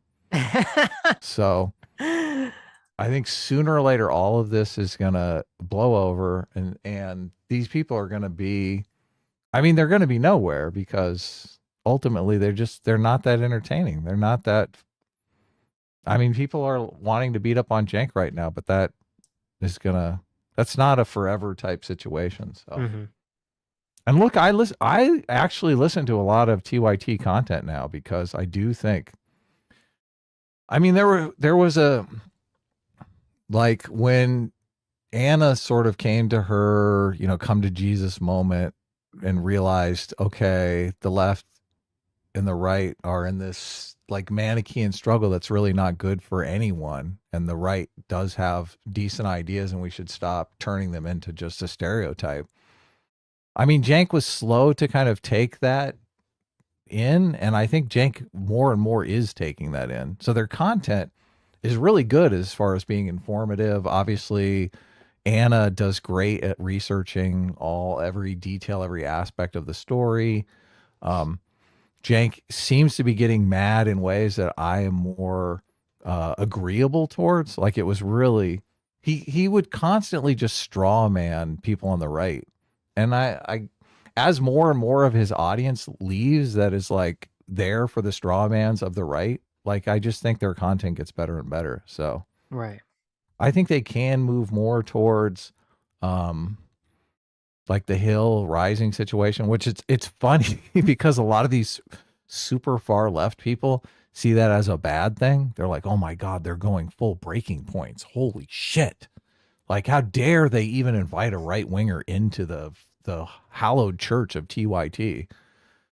But I do think like Franny can be that that Brianna Greyjoy type character on the channel. So I really think like maybe firing her is not the right move. Maybe bringing her in and just setting her up with someone that can completely eviscerate her and debate every day. I mean, that's a show we'd probably watch, right? Yeah, I mean, maybe listen, maybe this is all like a 10D chess, you know, they'll just you know. So look, we'll get her on more to argue with her because it's good content. I'm amending my perspective here, Right. okay? I say, Cenk, you do invite her on and you make a big public show of firing her, but it's all just a joke. Like, you're like, I'm just kidding. I'm not really firing you. I'm giving you your own show with Anna Kasparian. And Anna Kasparian can just like beat up on her like dumb in the bubble leftist socialist takes. That would be good content, man. That would be great content. Right. Be great. Anna can be the Robbie character and she can be the Brianna Greyjoy character. Rolling her eyes at rape victims and stuff. There you go. Yeah. Etc. For me, why would I go to Mar-a-Lago? Well, I'm not going to ask for any money. I never do. I don't. It's not what I do. And I don't care about their positions. I don't want to be in the Trump administration. I don't care about any of that. What do I care about? I care about policy. So I believe that if I'm in a room with Trump, I can convince him on at least one policy. Okay. And I know no one believes that. But just put me in a room with him, okay? Look at Franny, just the evil stare. Just the evil stare. Oh, I'm completely gonna just eviscerate you. She's so angry. How dare you talk about being in a room with Trump? Ugh, the fucking demon seed of our lives. Okay, and I'm not gonna walk out of and if he says no to the policy, right, then I'm gone. And I gave it my best shot. And it didn't work, okay? But at least I tried. At least I tried really hard to move that ship in the right direction. She's like shaking her head. Nah, that's not going to work. Don't you understand? He's a fascist. Well, it's like this is part of why that conversation with Mark Monthill is very eye-opening because he's like very mask off. Just, you know, they're all racist. They're all fascists. They voted for Donald Trump because they're racist and fascist. Right. So you can't work with them because like anything that goes away from racism and fascism, they're not going to be in favor of at the end of the day.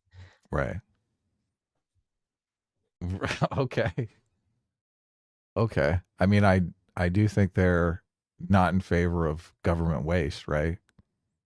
What does that have to do with racism and fascism? Well, only if it doesn't help corporate giveaways. Those are racist and fascist.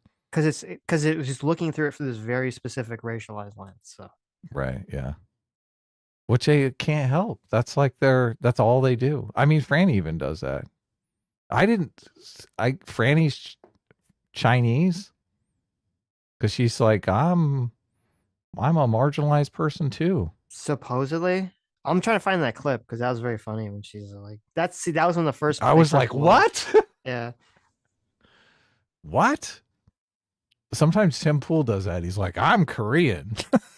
Yeah, like, he's like, I'm, you know, what, 4th, 1/8, whatever. Like, what? Okay. Like, Remember, Trump likes to be popular. So that is a place where you could show him, hey, look at these populist positions, economically populist positions, which are overwhelmingly popular. Do that. So a good example is cut the Pentagon instead of cutting Medicare, right? What do you think the probability? I wanted to ask you a question. What do you think under Doge? What is the probability that the Pentagon is cut versus what every single Republican ultimately wants, and that's why this guy is their Trojan horse, cutting Social Security, Medicare, Medicaid? So look, she's so fucking dumb that she doesn't know Donald Trump has come out a million times and been like, I'm not cutting Social Security, not cutting Medicaid, I'm not cutting all those Medicare, programs. yeah, right. Yeah.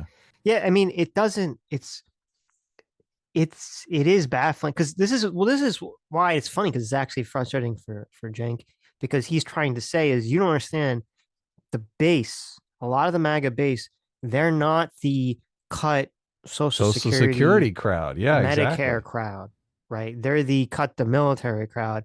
And even if like, and here's like, even if she was right, even if Francesca's right, and Doge comes back and the Republicans are like, hey, we want to cut Social Security, Medicare, Medicaid, and the military.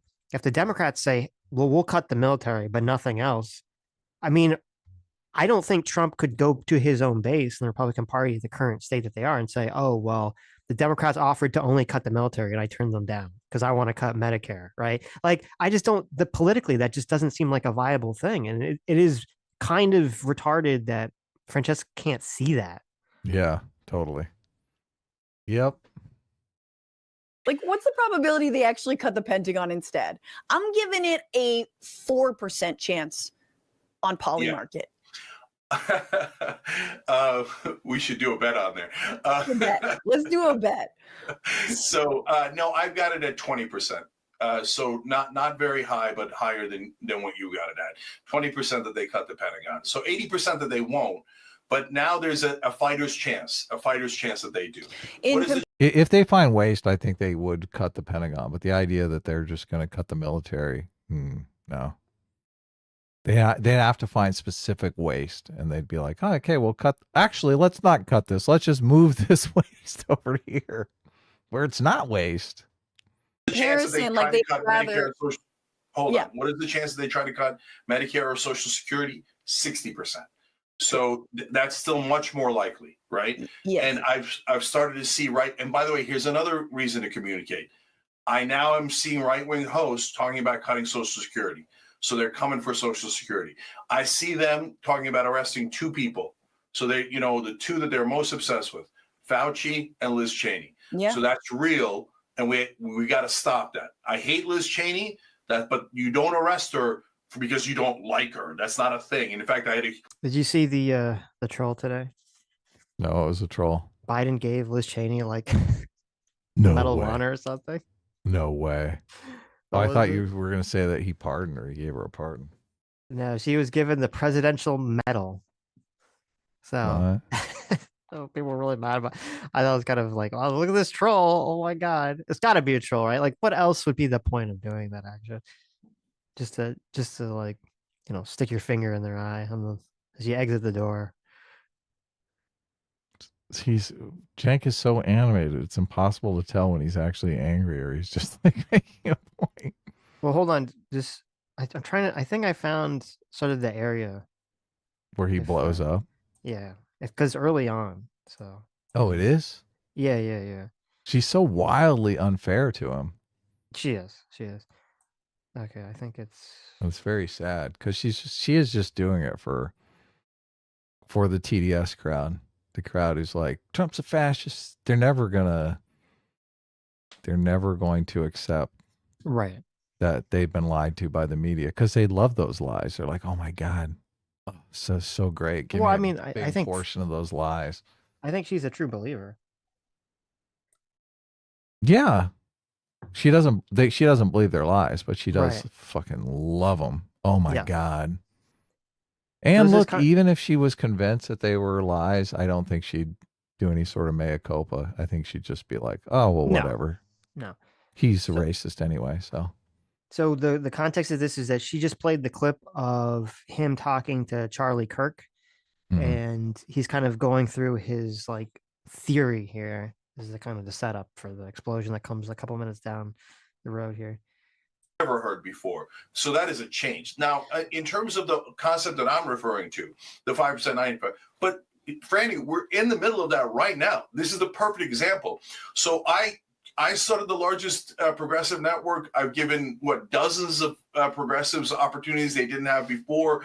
I started Just Democrats, et cetera, et cetera. The minute I disagree like 5% on trans issues or crime, everybody's like right wing, fascist, right wing, right wing. Almost every show is saying that. Almost every show. So you telling me that you don't push people out? You're pushing out the movement overall. At least the online left movement seems to be trying to push out the one network that has helped progressives more than any other network, and it's not in dispute.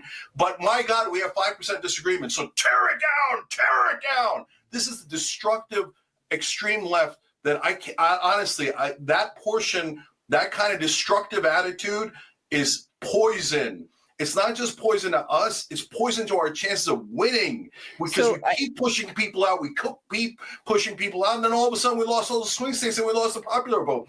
I'm trying to get our side to wake up, snap out of our hypnosis of we hate, and we hate the right wing, and they're all white supremacists, and they're all racist, and they're all sexist, and we hate, and we never go in the room with them, we hate. What the hell happened to us? And no one's allowed to disagree. We're now authoritarian. No. Wait, I Cenk, rebel. can I just? So I agree with all of that. See, look, Cenk is completely like, this is like a new leaf here. I will never allow the left to be authoritarian, and this idea of just hating the other side is poison. You know what's so funny about you calling the left authoritarian is that you think the left has power. Like, I love that you think total nonsense. we are on the. See, and here comes the dumb leftist perspective. Oh, we have no power at all here. Oh my God. It's you're dealing with someone who's either just completely ideologically lost or dishonest when you're talking about the environment of YouTube and how and he's specifically talking about the left-wing environment of YouTube. And she's like, well, you can't criticize the Sam Cedars or the Emma Viglins or the Hassans or any of these other, the Pacmans or any of these other people, right? Because they don't have institutional power. It's like, what the fuck are you talking? They do in YouTube. They do in the space of YouTube. They have large audiences. What the fuck are you talking about? We're not talking about institutional power in the fucking government. I just look all of the woke people in the Biden administration. They do have fucking institutional power. Right. This is all freaking nonsense. But in the context, the framework that she's talking about, it's totally fucking. They do this massively dishonest thing. Where you're criticizing something specific, and they try to broaden out to some systemic issue so that they can avoid any sort of criticism, which is insane. Yeah, totally insane. Totally. And also, I mean, didn't Dave Pacman just have an interview with Joe Biden or something? Oh yeah, he was at the White House. He was. Yeah, totally. Him, so.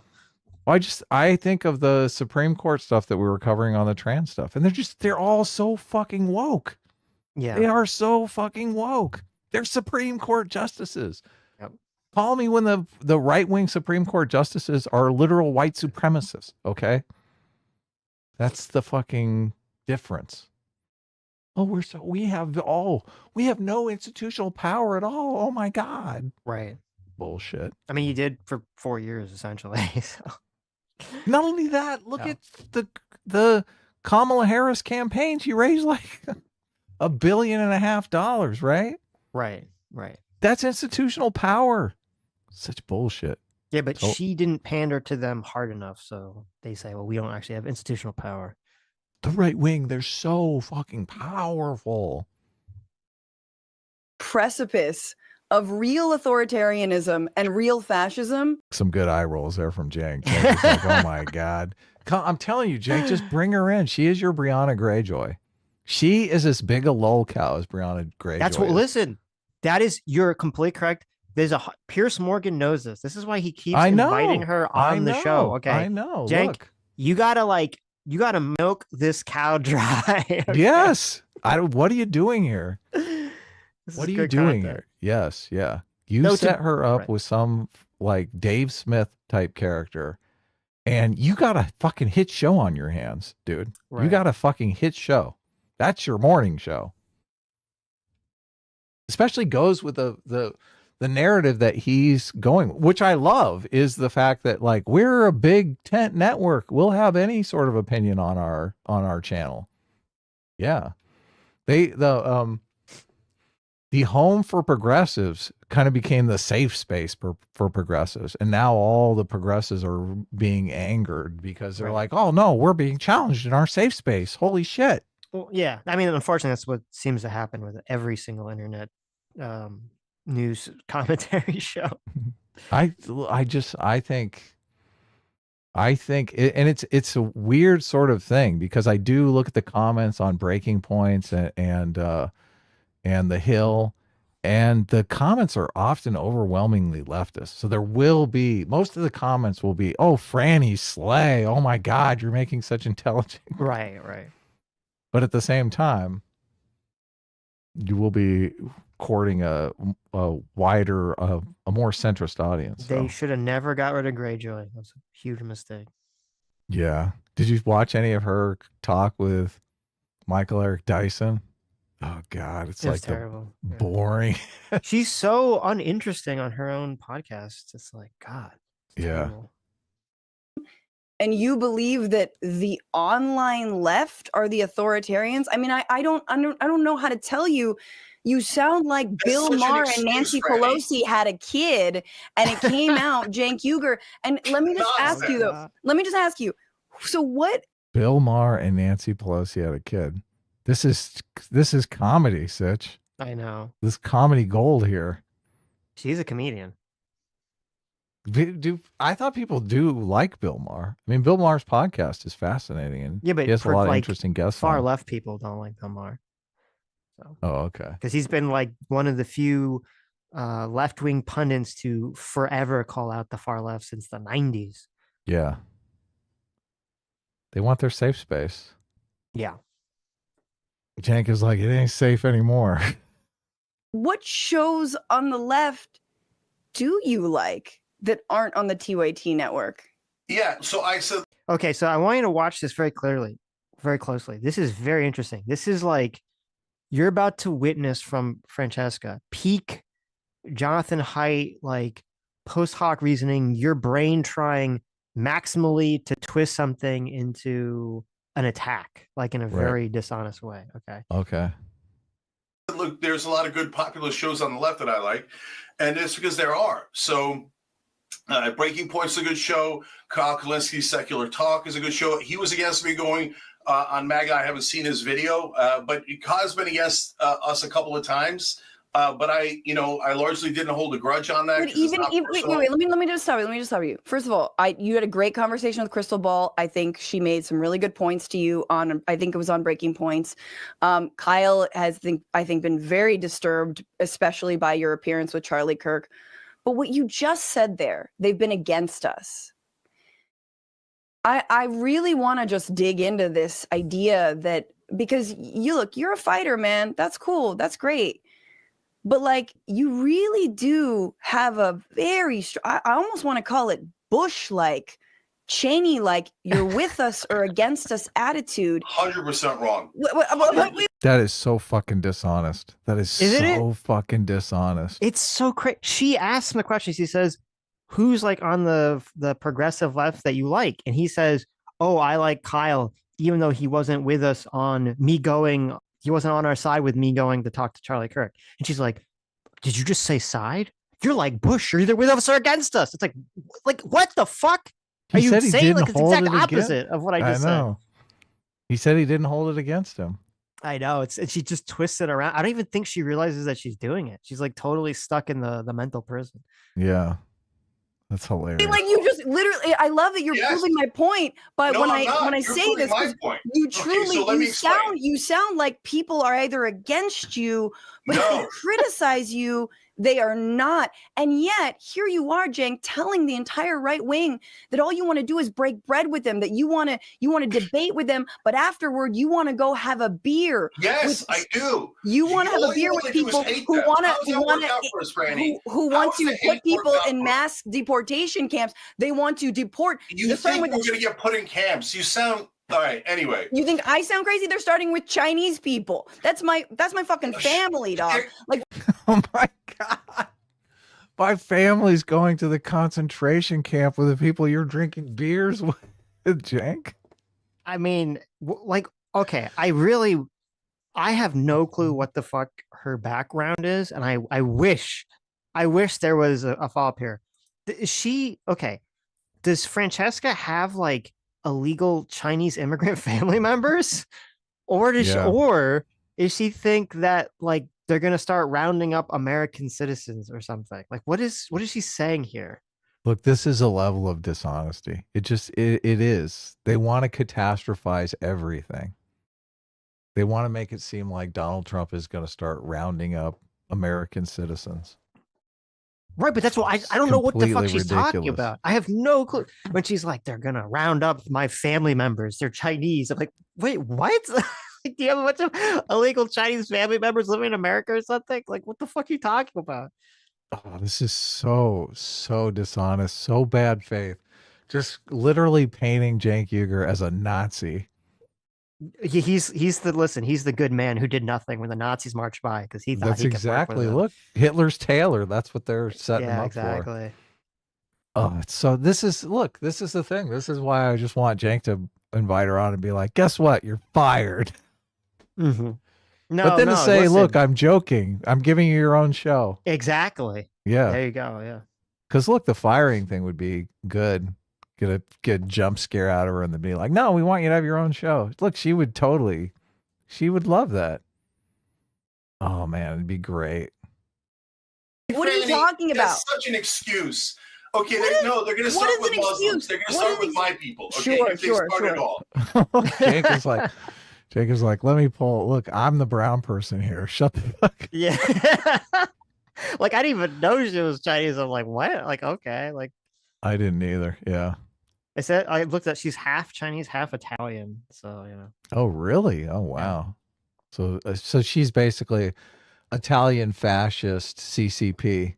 Oh my God, you're right. She's the worst. She's got the fascism and the communism. Oh no. I know. Well, yeah. What's going on there? Yeah. So stop hiding behind vulnerable communities. I'm hiding behind vulnerable communities. Oh my God.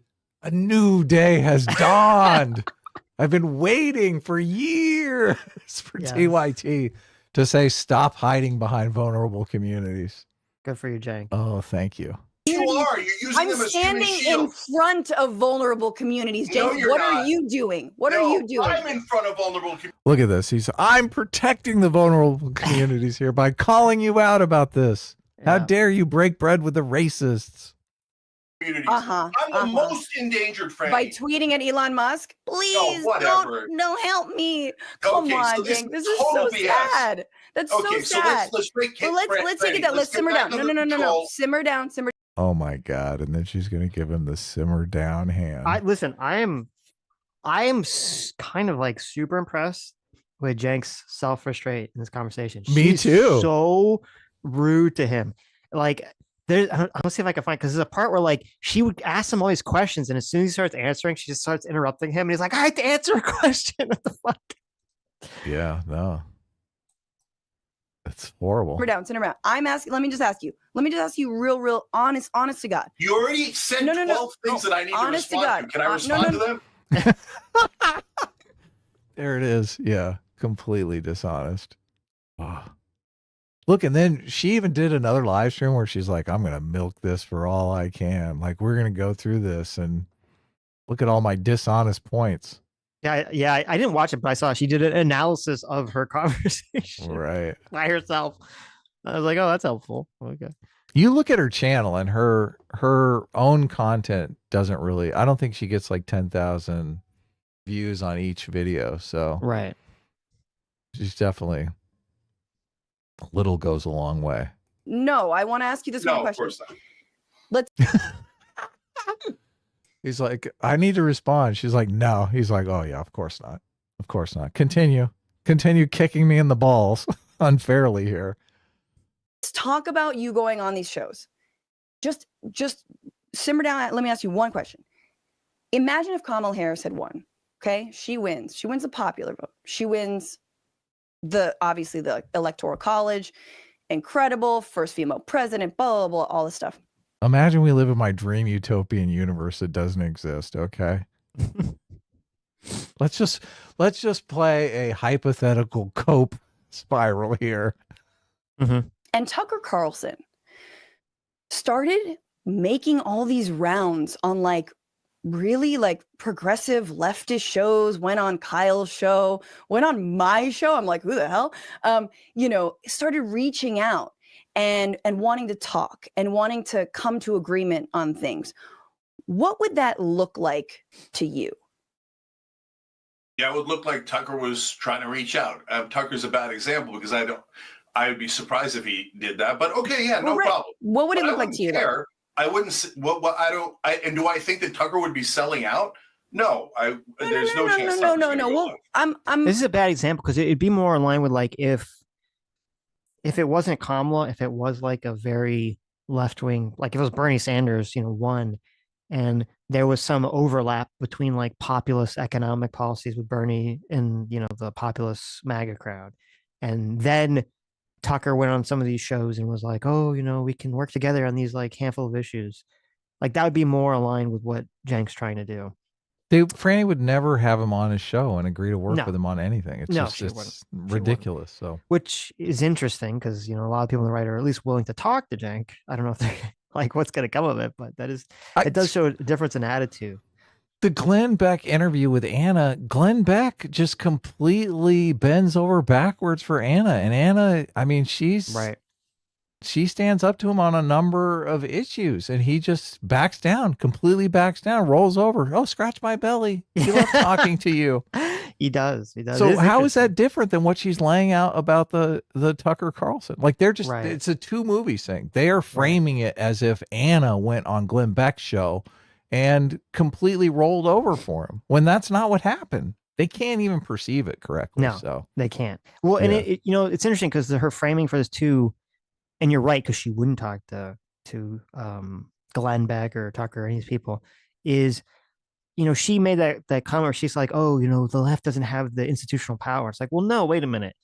They must, or you must perceive that they do, because that's why you're not willing to talk to them, right? If she viewed herself as like on the outs, and there was someone on the right who wanted to talk with her and engage and break bread and try to come to some sort of, middle ground, if she felt like her side was on the outs, she would 100% do that. It's only because she feels like she's not on the outs. Yeah, she feels like we're basically endorsing their brand. We're helping them blow up their brand through our brand, through our high status brand. So right. Yeah. Let me jump ahead here. I think there's another part that there's an interesting blow up. I think it's around here. Oh man. Lying in like extreme ways. So like this whole thing of like Sam, for example, analogized me to a Nazi, but he's done 1,000. It's not about Sam Cedar. Things. That's just one of them. And then when I go, hey, hold on. When I say cut that crap out, and they're like, oh, we're the victims. Oh, I just said you were a grifter and that you're lying to people and you're cheating people. And I said you might be a Nazi and you're definitely a right winger, but I'm the innocent one. I can't believe Cenk counterattacked after I punched him in the face 20 times. I can't believe a poor little angel. But he believes. See, look, how entertaining is Cenk? Like, I'm telling you. I don't see Franny doing all of this stuff. Oh my God, Cenk is just a natural at this. He's so emoting about everything. It's great. You don't even need the sound.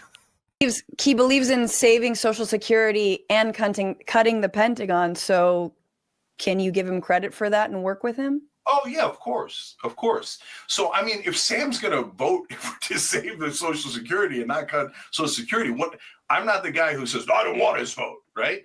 She's kind of making Cenk's point because the response to that should be, yeah, if we're aligned on those issues, why does he feel so compelled to attack me on these like other issues? Totally. Why can't we work together? Look, and Cenk is like, he can beat up on me on the internet, but like if he's going to vote with me on some crucial policy issue, I'm not going to like shoot myself in the foot over it. That's your position, Franny. Right. Just don't have to go on his stupid show and agree with his stupid ideas. Okay, but you just, again, stupid. Again, these are words that you reserve. Okay, why do you? Franny, if I called you a Nazi and I said you're a right winger and you're secretly taking money from Pelosi and Charlie Kirk, then and you said, and you got angry with me, wouldn't that be a rational reaction? I think there's been a conflation with reaction be, oh, I love Cenk. I love that he called me a Nazi. I can't wait to work with him. No, he's a freaking grifter. That's all he's ever done. He literally told me that he was trying to take Jimmy Dore's audience because Jimmy's was bigger. Good. So he wanted to. You remember what Jimmy Dore did to me? You remember the reason Jimmy Dore was. The reason Jimmy Dore was out the door was in part what he did to me, and you and I talked about that at the time. It was when he had to finally face the fucking music and be like, "Hey, you cannot bully another not employee but a contributor." Franny? I stood up for you, right? You did. And what'd you get for that, Cenk? A nice big shiv in the back. I know that's gotta be awful. Listen. I didn't even know about this. That Jimmy Dore getting kicked out was Cenk defending Francesca here, and this is the reward years later. I just fucking hate this whole environment. Oh my God. Because all these people care about, they're all every single one of them are just clout goblins. That's all they fucking care about. They dream, oh my God, my channel is going to be 5 million subscribers. I'm going to be the next David Pakman. I'm going to be the next Kyle Kalinske. And if they have to stab someone in the back to do it, they're more than happy to do it. They have no fucking principles or morals or anything. It had to get bad, but you did. He had also been, he had been going the way of the dodo for a long time, but I just want to say it's interesting because I didn't know this background, this Jimmy Dore background with her, and it looks like, hold on, I'm trying to get to it here. Well, Jimmy Dore had that situation with Anna too, where they were like dropping DMs and all kinds of shit. So, and there's a lot of bad blood between Jimmy Dore and TYT. So, right. So she tweeted out, like, this was years ago. She said, lots of flack, Jimmy. I said I wanted to see you do better, meaning not call anyone who disagrees slightly with you a page shill. For all your followers, observe how the man you call progressive treats others on the left. Goodbye, Jimmy. Aggro Twitter wars are for the right. And then she posts text messages of Jimmy sending her all these like angry text messages because they had some kind of political disagreement. And he's like calling her a page shill and all this other stuff. And it's funny because this is exactly what Cenk is talking about. Now Cenk's in her position. He's like, what? We have a disagreement with all these people attacking me. She's like, no. And now she's in the Jimmy Dore position. Yeah. And what's she doing? I know. Being completely dishonest about it. Say like, so it doesn't say anything about TYT, that there are these former employees who really, and I just want to back to the last thing I'm going to say is people really liked you. They really did. Oh my God, the condescending piece of shit. I know, it's amazing. Look, you could have been great, Cenk. People really fucking liked you. Now they hate your guts and think you're a Nazi. Oh, that's so good. Yeah. Look, and she could be defending him. She could totally be defending him. But she's not. She's like, look, I'm not gonna. Look, there's a lot of views to be gained here by beating up on you, Cenk. I can't defend you. This is exactly the shit that Hassan pulls. Like, what? I'm not going to put my neck out from defending you, right, dear uncle, who I owe my entire career to. These people are so bad, Sitch. It's not good. These people are so fucking bad. Like the crabs in the bucket analogy just comes to mind. Yep. Like, yeah. They really, and they looked up to you. Imagine if all these people jumped in behind Cenk and were like, look, I don't necessarily agree with some of his positions, but I think Cenk has a good heart and he's always stood right by me and I'm going to stand right by him. And if he thinks we can accomplish something with right-wing populists who agree with us, I think we should do it. Like the whole dynamic would change if everybody just started doing that.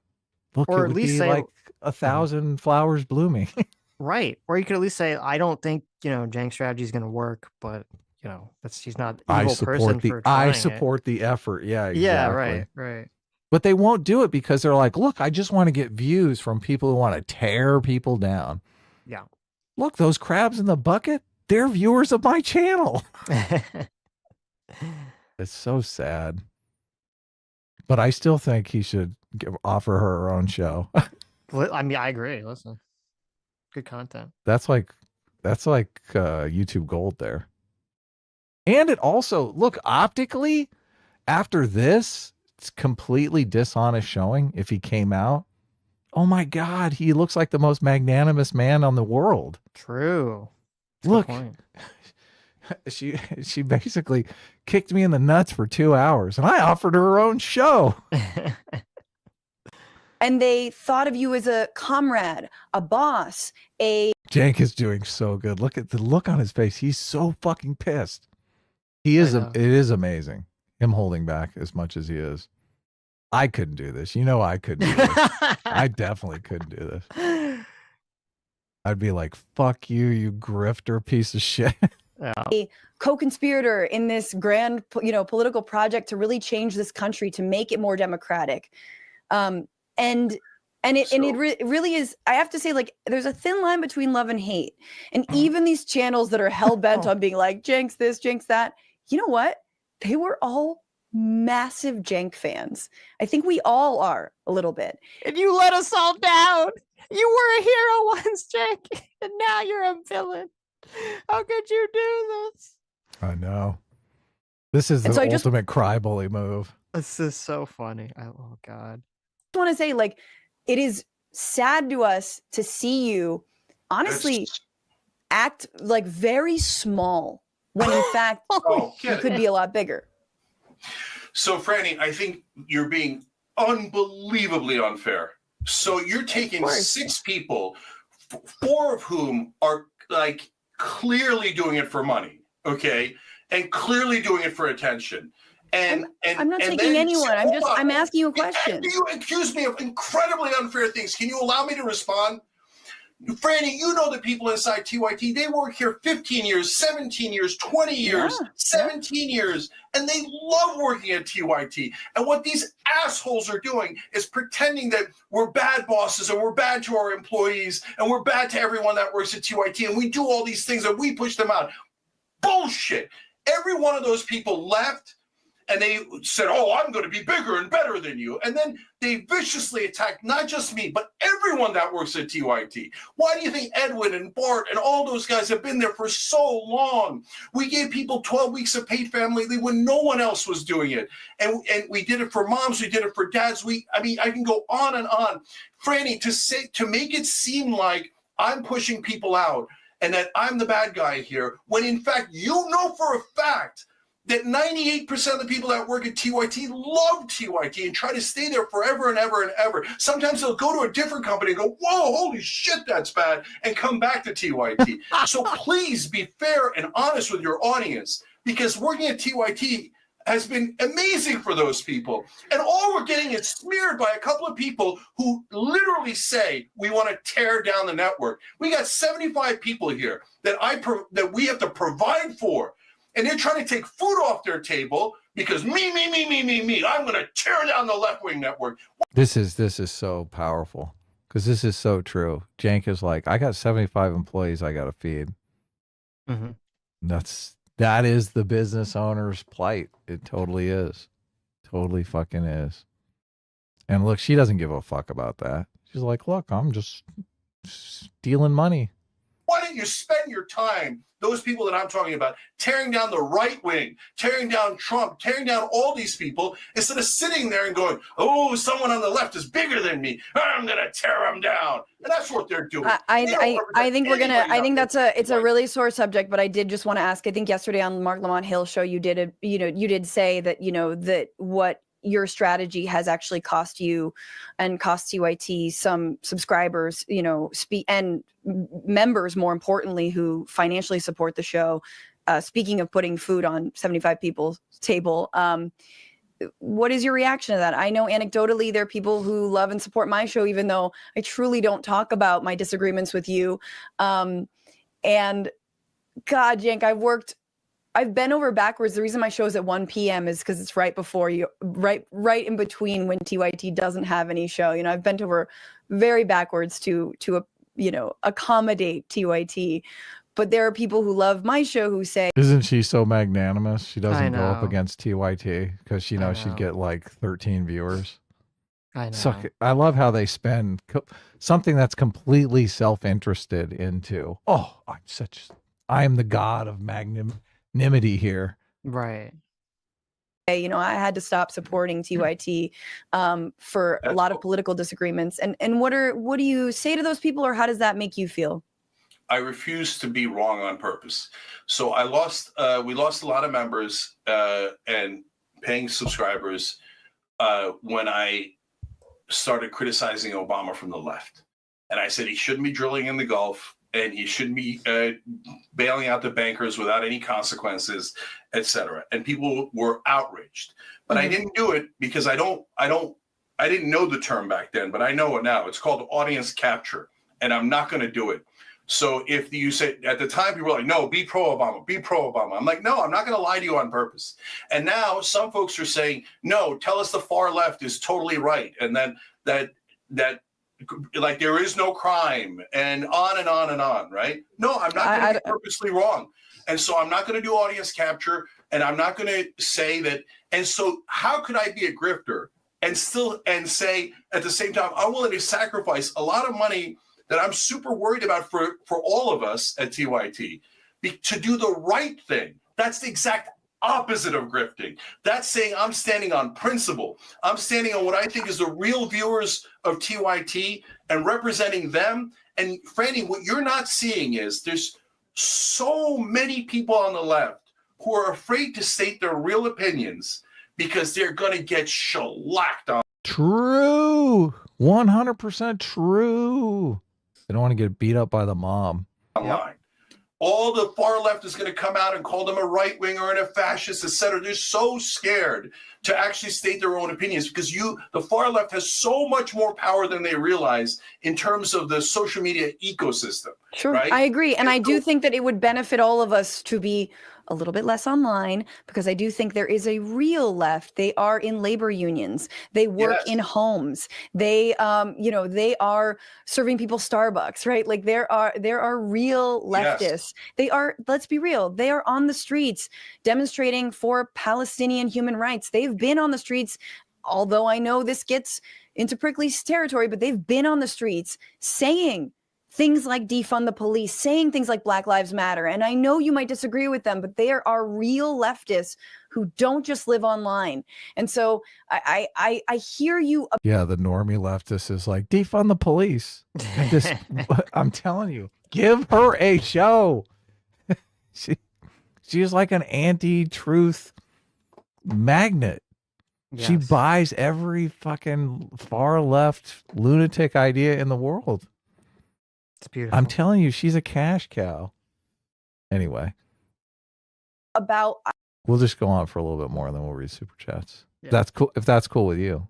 That is very cool with me. I absolutely concede. Our movements, we always talk about this. How can our movements be more attractive? Be, as Michael Albert, who wrote this book called Participatory Economics, he used to say, how do we make the left sticky? Like sticky, where people want to be there and stay there. And it's for sure, it's by not over. You call them all racist grifters, of course. That's how you do it. You call all the normies fucking right-wing chuds. That's the trick, yeah. We're policing one another, and it's by meeting people where they're at. And I think that is absolutely true.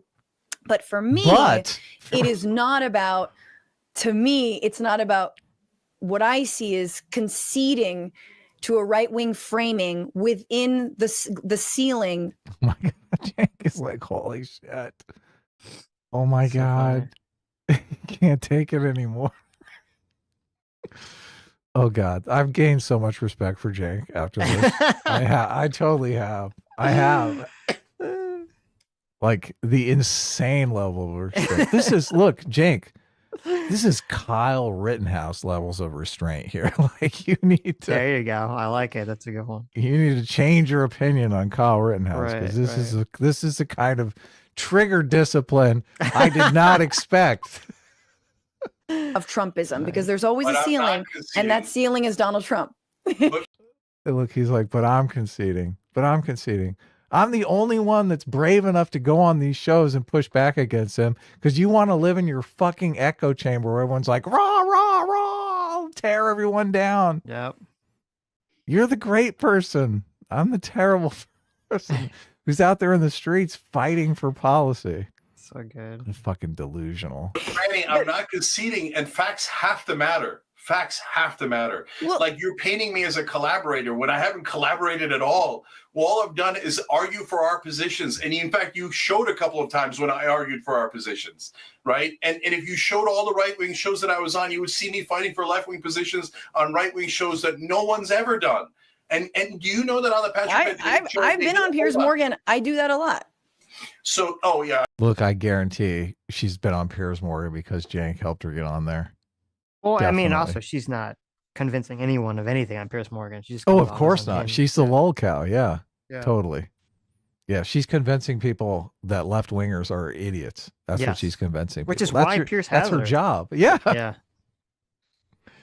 Oh man. If you count Piers Morgan, I totally agree with you. So don't give it to her. Patrick Bet Davis show. I made the second to last time I was on. I made a case for paid family leave. They polled our audience. 75% of that right-wing audience said yes, we should pass paid family leave. Paid family leave is just so not sexy to me at all, and it gives more power to the employers that I fucking hate.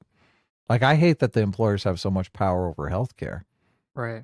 Now you want to give them like more perks through the employer? Ugh, I mean, fuck that. I don't know. I don't know enough about it to comment. So right. Who else has done that? And for that, I get called a collaborator, and I implicate others in my collaboration. Can you not see how unfair that is? So what is the goal then? Do you hope that maybe some of those 75% are people who heard your argument around paid family leave are like, you know what, let me check out TYT. Like, let me see what they're about. Like, I liked what he said on this one thing. Is that also the goal? So the strategy is to coalesce populists on the thing. I'm saying it for the 200th time because it's not getting through. So, well, it's not about audience then. It's not about maybe getting some of their audience. Because I understand. I don't know what you're talking about in like what. She completely spins it. I know. You're just trying to grow your right-wing audience. Just like Sam Cedar. What? That's what she's trying to say. Is Sam Cedar growing his right-wing audience? No, because you mean Jimmy Dore? No, because earlier in the conversation, Cenk was attacking Sam Cedar because Sam Cedar was saying that he was attacking Jimmy Dore just so that he could grow his own audience. Oh, I got you. Yeah. So she's trying to be like, Uno reverse here. I don't see, like, if you want these people to vote with you, if you're really trying to court independence, but the narrative on the left is that all independents are secret right wingers. That's like the narrative. Anyone who's a centrist is really a right winger, a secret right winger, which is just terrible framing because you want those people to cross the aisle and vote with you when you can get them. And it's interesting because there used to be a narrative on the left, which I guess is falling out of favor, which used to be all the people that vote Republican are actually would vote far left, but they're just being tricked into voting against their own interest, right? That's they always say against their own interest. And so maybe, like that should all play directly into what Cenk is trying to say here, but I guess that argument goes out the window now. Now it's just they're all like racist. Yeah. Framework. Are you a movement leader? Are you going to start a political party, or are you just the head of an online channel? I mean, the latter is what we know to be true, right? Yeah. So, oh my God, he ran for president. Jesus, Franny. Wow. It's not like he could win. No, but I mean, he's also ran for Congress in Southern California in a district that, I mean, I don't think he had the right strategy. He ran in a very conservative district, but look, I admire that just because I think life is about learning experiences. And obviously, I mean, that's something I would dream of doing someday, like running for office. So right. I mean, he did do more than most of these jokers, right? He founded Justice Democrats. Didn't he give AOC a career? He did? Yeah. So that's true. Yeah. He's about to make Franny a big star. Big lol cow star. Maybe. It's so sad because she'll be huge and people will love her. But whatever. So look, when Jimmy left and other people left, oh yeah, Young Turks is going down, blah, blah, blah, blah. No, it was total nonsense. Never had any issues. Here, this is a giant fight and we do have issues. Okay. And so that is standing on principle. No, it's not like I didn't know that we were going to get into this huge issue, right? And that the other left-wing hosts were going to take this as a great opportunity to try to whittle us down. And so we've gone through all that, and we've done that. So why am I doing it? Number one, because I believe absolutely that it is the right strategy and the right policy, and to the ultimate goals that you're asking about. Franny, number one, we've got to win the primary in 2028. So why am I saying things where I go, hey, I am center left and I do not agree with far left? Because I believe far left will be used, and you can disagree. There's nothing wrong with disagreeing. Kyle Kalinske disagreeing, no problem. You disagree, no problem. Jordan, everybody disagrees, no problem. It's only when they lie and they do bad faith is when I've got the issue. Okay, so you guys disagree, no problem, guys. Okay, but my goal is, number one, in order to win that primary, we've got to convince the normies that we're not going to release all the criminals. I know it sounds like hyperbole, and I know that really bothers people, but that's how they're thinking. That's why Oakland recalled their mayor 65-35, because now they started to think that the word progressive means release the criminals. No! He's so right. He's so correct about this political analysis. It's so true. Yeah. People are terrified of progressives. They're like, oh my God, they're going to trans my kid in fucking kindergarten. They're going to release all the criminals. They're going to trans my kid in kindergarten. Yeah, it's just fucking terrible. Oh, no, it doesn't mean that. It means Medicare for all. It means paid family leave. It means higher wages. So that's why I have to distinguish in order to win that primary between the center left and the far left. And also because it's true, I am center left.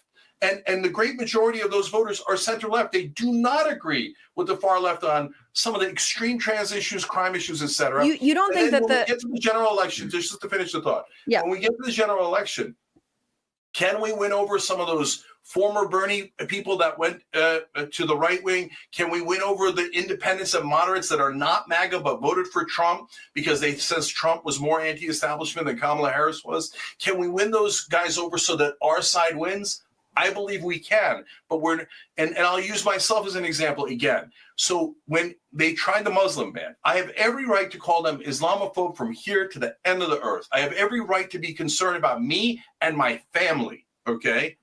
But I don't believe it's the right strategy to call them Islamophobes and to push them away. I think the correct strategy is to go in the room, get some agreement on some things that we agree on, and then fight over the things we don't agree on, but treat each other as American citizens and human beings. And then at the end go, hey, by the way, I'm Muslim, okay? So do you think someone like me should be banned from the country? And he's going like full Daryl Davis here. I know. When you do it that way, 9 out of 10 times they go, well, no, of course not. Of course not. But if I came in and said, you're an Islamophobe and you're a racist and a bigot, they'd say, ban this mother effer, right? And so I just think you guys have the wrong strategy and some wrong policies. But that's a normal part of a healthy debate. We could have had that debate without people making wild accusations. Well, instead of just saying we disagree, they're collaborator, right-wing, fascist, etc. I really hope that you do, and I hope, let's leave it. I really do hope that you can get past what you feel are slights, to actually speak to some of the people that you're talking about, to be in more rooms with leftists who you may disagree with, and more people who are ultimately on your side. I've had the same conversation with Van Jones back in 2016, man. It's like I'm deja vuing all over again, where I told him the left is more on your side than the right. And he's like, no, the left wants to tear me down. But anyway, Cenk, it's really great to have such a candid, open conversation. So I want to go play. We're going to do a Pulp Fiction here. Let me play like the first minute here, because you can really see why she's approaching this conversation the way that she's approaching it. If you listen to like her opening statement here, and how this isn't really a conversation about understanding. I feel like this is a conversation of Francesca validating her emotionally hurt feelings. Oh, okay. Fascinating. Listen to the language she uses. It's very interesting. And thanks for the intro. Yeah, man. I gotta say, it's like it's not an understatement to say that I've lost sleep over what's been going on. That I've been really upset, angry, and like wounded, if that makes sense to you. She's been wounded. Wounded. Yeah. Okay. Interesting. Disagreement. So fucking painful. Oh my God. I have also refrained from tweeting at you, Cenk. I've refrained from doing videos about you without your presence. I've refrained from misrepresenting you. But man, on the inside, it's been rough. So I do want to ask you, I feel like we are in the precipice of a really perilous time of true authoritarianism coming to the United States. And someone like you, who has been such a leader on the progressive left, has such a massive role to play in this moment as a stalwart of resistance, as so many of these centrists are kowtowing to the right. And then I see you on the same stages with, and in the same rooms with, the right-wingers who are mouthpieces of said authoritarianism. And I don't believe that you are actually pushing back instead. And I think there's a project here. You're trying to find points of agreement. So what are you doing, and why are you doing what you're doing? Yeah. So I appreciate that, that you're having me on as opposed to talking. Well, anyway, so I just thought that's the framing that she's kind of entering into this conversation with, which is kind of fascinating to me. You're bending over for the right wing. You're not pushing back enough. Right. Yeah. Been losing sleep about this whole situation. I'm wounded on a personal level. How dare you talk to a right winger? Oh my God. It's just that perspective that they have the right wing stereotype. They just can't help themselves. So right. Well, and also just like she's stuck in this frame of like, oh, there's all these centrists that are bending over backwards for Trump. Like, first of all, I don't even know what she's talking about. Yeah, who are they? I don't know who she's even referring to. I guess you could say like, you had some of the tech company CEOs, like they definitely seem like they were, more welcoming to work with Trump, probably out of fear, and you had Washington get the shit regulated out of right, and you did have CNN and Washington Post, some other outlets are like trying to be like, okay, we need to be more not neutral in the coming Trump terms. So maybe she's seeing all that. She's like, oh my God, they're all getting ready for the fascist takeover. Yeah, that's the problem with that narrative. Right, people are they're completely consumed by it. I always think of that narrative when they want to go on their rant about right-wingers being fear-mongers, right? Oh my God, the right-wingers, all they do is fear-monger. We never fear-monger about the fascist racists who are coming to take over and destroy America. I know. It's crazy. Fear. Oh my God, they're just your neighbors, okay? They're like, stop letting out the criminals. Stop defunding the police. Stop trying to trans my kids. Anyways. Stop saying I'm imagining it when you are transing my kids. Stop gaslighting me. Right. Yeah. Anyway, yes. Anyways. I think it's a good project. I think Cenk is really, it's like Cenk against the world. It's Scott Pilgrim versus everyone. Yep. Yeah. Yep. So, which I dig. Ostracy for $10. Thanks so much. Says Happy New Year, Adam and Sitch. Adam goes first because of his recent awesome take on woke right. Oh yeah. There you go. I kind of figured it out. I told Sitch earlier when we were talking earlier, I was like, James Lindsay has basically built his entire brand on tracing every problem in the world to Marxism.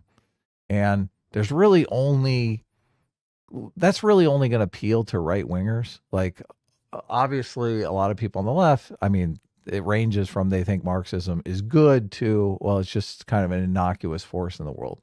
And I do think a lot of people can be, anti-racist. They think they're like in the civil rights kind of mindset without being full on Marxist. So I just, who is going to, like, the only people in the world that are interested in that product, linking everything to Marxism, are right wingers. So like what's going on with Lindsay? Like, Lindsay has absolutely no left-wing people in his audience at all. Well, I mean, I think, yeah, but I guess, when I said to you, there's two issues, which is number one, I mean, you get into the objective true question, which is, do you not say something?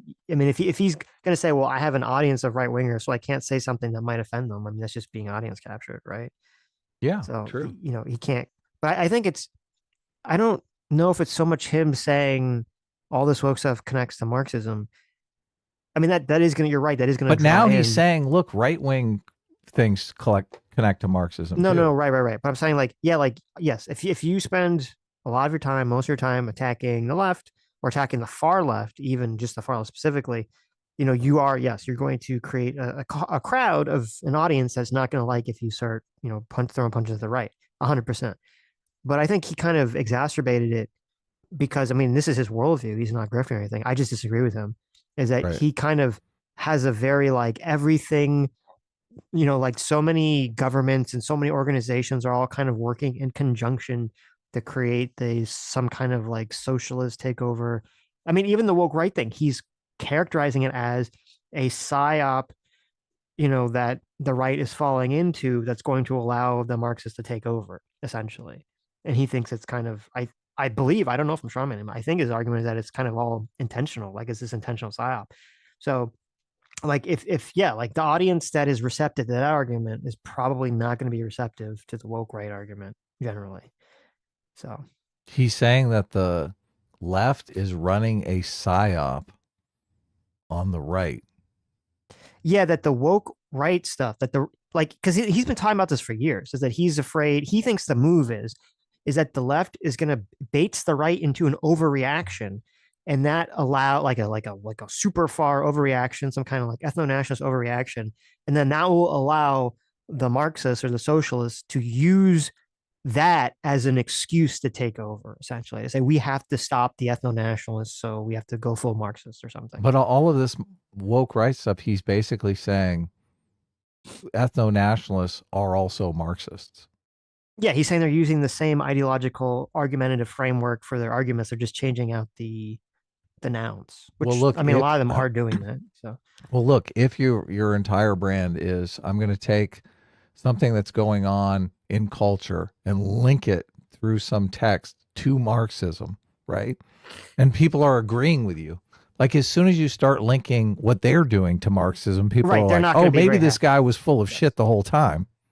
Right. They're not going to be very happy. Well, yeah, but that's the problem, is that suddenly they're going to be like, wait a minute, was he like, how do people square that circle? I don't know. They're going to question they're going to be like, oh my God, he was always full of shit. I don't think they're going to say that. I think they're just going to say, oh, because when I look at the comments, they're not saying that. They're saying, oh, something happened. He changed, right? It's like, well, he didn't actually change. It's been pretty consistent, whether you agree with him or not. Well, a lot of like, people do like it. A lot of people have taken to it, but they're all like liberals. So, yeah, I mean, I think there's a segment of libertarians, there's a segment of centrist, and there's some people on the left that like it. Yeah, we'll see. Which I don't know how he's going to build an audience out of that. Since, I mean, I'm just not one of those people that sees Marxism around every corner. So, right, Marxism is a problem, but it's other. I mean, it's very clear. Like, too. I don't know why this isn't super obvious to everyone. This should be the most obvious thing on the planet. The intention of the term woke right, the 100 billion% reason for the term, is to try to associate the thing that James Lindsay thinks is bad and thinks is a psyop, the ethno-nationalism, to associate it with wokeness so that people on the right who are not ethno-nationalists don't fall into it. That's the point of doing it. Like, that should be very obvious. Right. Some people just, I don't know, they seem confused on that fact. So, Ace for $5 says the toxicity of X has shown that any site that is political will always be super awful. Who will burn out first, the left or the right in Trump's second term? Yeah, I don't like the toxicity on X either. So it's I'm trying to spend less time there. Right. It's going to be interesting now that the left has blue sky, and they have they can be fucking totally unhinged on blue sky. I have no clue. Like, it's so weird. It's interesting because now You know, Elon is very much, it's kind of funny actually. Elon is very much like a politician. You know, like the politicians, they won't pass some, like there'll be some problem and they'll never fix it or they'll drag their feet to fix it. But as soon as the problem affects them personally, oh my God, they'll be in that, you know, the Oh House Senate yeah. chambers the next day and they'll write a piece of legislation. Like I'm trying to remember, there was something like a few years ago where there was some problem with the airlines and like it wasn't being fixed. And as soon as it was like right before a recess where they all had to fly home, oh, they went and they fixed the, you know, the airlines with some legislation because Of it affected them course. personally. And so Yep. Elon's kind of like the same thing. He's all like, "Oh, I'm so free speech. I'm so free speech. I'm so free speech." And then as soon as it's like the racist, you know, Ban them people, all. I'd say, yeah, are attacking him, right? Or I don't even know if it's that they're attacking him or just he thinks that they're making Trump look bad. So maybe he's kind of looking at it from that angle. He's like, "Oh, you know, get rid of them, ban them all, demonetize them all." Like all of a sudden, then it's like, well, so I don't know. We'll see. I have no clue if Elon is going to try to fix X or not, or if it's just going to kind of be in this weird middle ground state that no one's happy. Right. Death by Slaw for 33 months. Thank you so much. Says Sitch, don't you realize that each black woman is representative of all black women? Ergo, calling one stupid is calling the entire demographic stupid. I didn't know that. That's true. It's terrible, but that's the argument that they're making. Girl Sarah for 32 months. Thanks so much. Says, I'm no longer an ordinary scam caller. Redeems, I've become the one thing you feared most. A legendary super STEM major. Pajita, Really? Dragon Ball Jeet. Oh, wow. That's pretty funny. There were a lot of comments on our Sunday show from listeners who are struggling to find a job, who are definitely qualified, who are super chapped about the H-1B visa stuff because they're competing against cheap labor. So it makes me think, oh, it's all a fucking scam. It's totally a scam. This whole idea, and look, and Elon's coming out and saying, look, we'll hire everyone we need. We're running out of room. We need all these people. I'll take everyone. You're all hired. That's not the experience on the ground at all for people. So it's so counter to the reality that they're experiencing. It just seems fucking offensive. Well, I think part of Elon and Vivek's big problem was they didn't acknowledge, and even all the tweets that I put up, I don't remember Elon ever acknowledging. He didn't really just acknowledge that, like, yeah, there has been a movement, especially in the last 4 years, in STEM fields to not hire white men. Yep. And so, like, so you have like an additional problem. You have like an H-1B visa problem, which is, yeah, like, you know, I'm sure some people are getting hired to be cheaper labor. And then on top of it, they're like doubly incentivized because then they can write it off as like a DI initiative point. So, yeah. RBGH fan for $5 says Don Lemon is for the normie voter who can't get enough Orange Man bad on CNN, MSNBC, New York Times, NPR, Washington Post, all the late night comedy shows, or Blue Sky. True. Yeah. Which is a rare breed. I think they're on the way out, but Sitch is like, maybe not. I don't know. We'll see. I hope so, but I'm skeptical. Mr. Middleman for $5 says, since his name is Lemon, would he be classified as a sourdough bread tuber? Okay, that's my dad joke for the day. You're welcome. Well, thank you. Thank you for the super chat. That was terrible, but thank you. 2 for $5 says, Lemon is as good. Excuse me. Lemon is as good as communicating the truth as he is identifying it. True. Yeah. Horrible. Fondue for $5 says, if we could count on people to have less TDS, I don't know that Trump would have won the popular vote. Ponderings of the world secured MAGA the win. Yeah, I agree. Yeah, that's probably true. Ace for $10 says, Adam, that description of the podcast was unfair and give credence that you use TDS as a way to carry water for Trump. The levels of charity that you and so many others give to Trump is ridiculous. Ace coming for me again. There you go. I'm keeping my powder dry. Well, I want to see what happens with Trump. I don't want to be, I want to be optimistic about this. I think, I agree with Cenk. I think Trump might be the kind of president that wants to do something for the middle class and buck his party. So transform the Republican Party from the party of big business and fuck the middle class to something more amicable to independence. So I want to be optimistic. And I just think throwing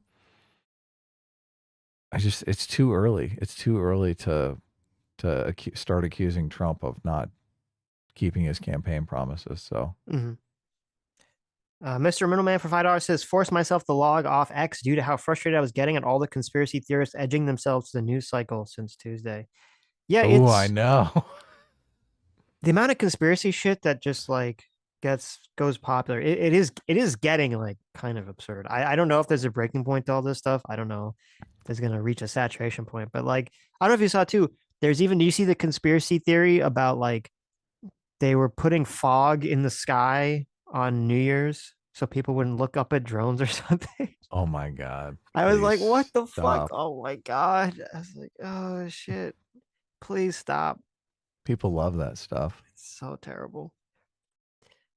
Ace for $10 says the onus is on Trump to show that he is a better person and not for his detractors to give him undeserved charity that functions as apologia for his worst actions. Well, I half agree and half disagree. I agree that the onus is on Trump to show that he's a better person, but the onus is on his detractors. I think for everyone to just try to make the conscious decision, which people do not do, to have free will and to try to look at his actions and statements objectively. So everyone's got work to do, and so far everyone's failing all around. The media is spinning his bloodbath comments into some like Nazi repeating Hitler talking points was ridiculous. I don't see how you can objectively look at that and think that's like an honest assessment of what happened. So I think, unfortunately, that gives Trump a lot more leeway because if people are constantly going to misrepresent him, he can get closer and closer to the line of unacceptable things and just say, oh, well, they're misrepresenting me. So, I mean, I don't, it takes two to tango here. And I don't think I think the media is playing a terrible role in this as well. Right. No, that's all true. But the problem is like, just because, and this is like how we as humans all get like fall into this pitfall, is like, just because the media or some media outlets are so hyper unfair and dishonest doesn't mean that Trump isn't going to do or say things that are really bad or stupid or very incendiary. And then when they criticize him, that's actually like a correct criticism. Yeah, no, I agree. It's like a broken clock situation. So it's like you have one side's going to just say everything Trump does is bad. And if Trump actually does something bad, then they'll be correct. Where one other side says everything Trump does is good. And if Trump does something good, then they'll be correct. And then they'll just be wrong over, the other times. So, yeah. Ace, thanks so much for becoming a free will seeker. Yes, look at this. And Ace says for $5, I'm becoming a member of the channel because Adam's a good sport and a good dude that can take criticism on the chin. Look at that. Yeah, look, you got to be able to do that, obviously. Impressive. One day Don Lemon will figure it out. Fondue for $2 says, what about saying America is an idea and a people? Oh, look, there's your enlightened centrism right there. I like it. I mean, that's kind of my position. I just you can't really talk about that though in this fucking environment because people just misrepresent the shit out of you. Right. I mean, we have to accept the people that are here and have been here. So to some extent, obviously. Messy Tenant for $2 says, are you going to watch the Tim Pool and Luke talk? I don't know. Probably. I mean, it's been like what, a week, 2 weeks? So probably not. That conversation was like insane to me. Right. That conversation. I mean, I kind of want to just watch part of it just because I never watched the full conversation. I have to go back and see the context because I don't understand why Tim was like so fucking triggered. And it was really annoying because in that conversation, like I just saw the clip that everyone saw. And I was like, oh my God, Tim just like crushed this kid. And I don't like Luke Beasley at all. But then I saw like a longer clip that showed like, the next 5 or 10 minutes. And it was like, holy shit, Tim just got like fucking annihilated. He like had to backtrack on everything he said after he blew up on Luke Beasley. And so everyone had this completely distorted view of reality because they just saw the clip without the context removed at the end. So yeah, there was a million internet videos. Yeah. Saying Luke Beasley crushed Tim and a million videos saying Tim crushed Luke Beasley. Yes. And Yes. none of the audiences ever interacted on anything. They all just walked away with like a huge win for my side. Is probably the clearest example of the two movies thing that we've seen in a long time. Because it was at first, there's that Twitter clip, and yeah, there was literally like a billion fucking videos of Tim Pool annihilates Luke Beasley. And then I think Destiny or some other person was like the first person to like do the counter one. And then there was a million, Luke Beasley annihilates Tim Pool. I was just like, Jesus, this is awful. Yeah. So, which just, I'm like, right. I don't want to play the game. It is tiring. I don't give a fuck. I honestly don't give a fuck. Right.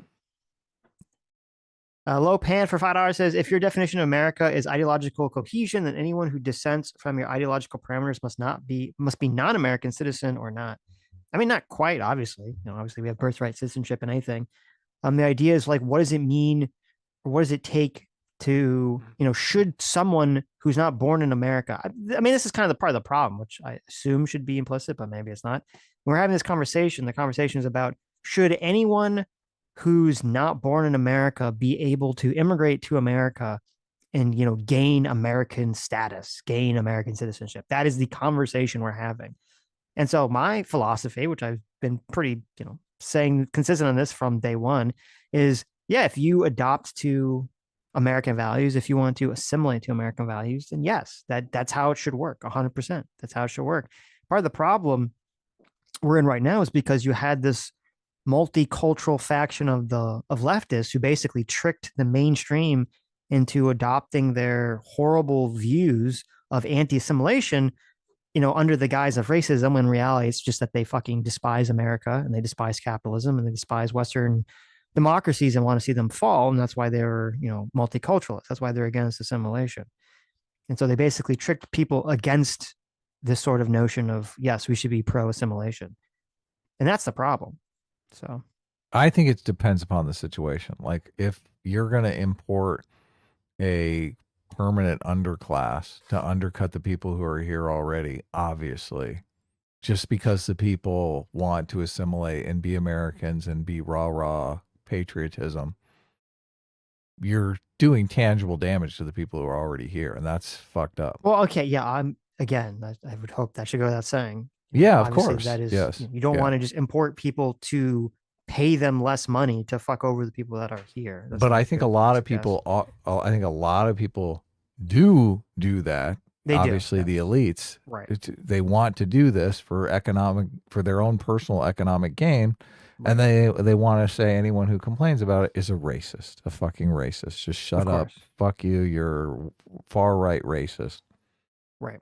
And what we're doing is so magnanimous because look, we're the ones importing the slaves and gaining every economic benefit from them.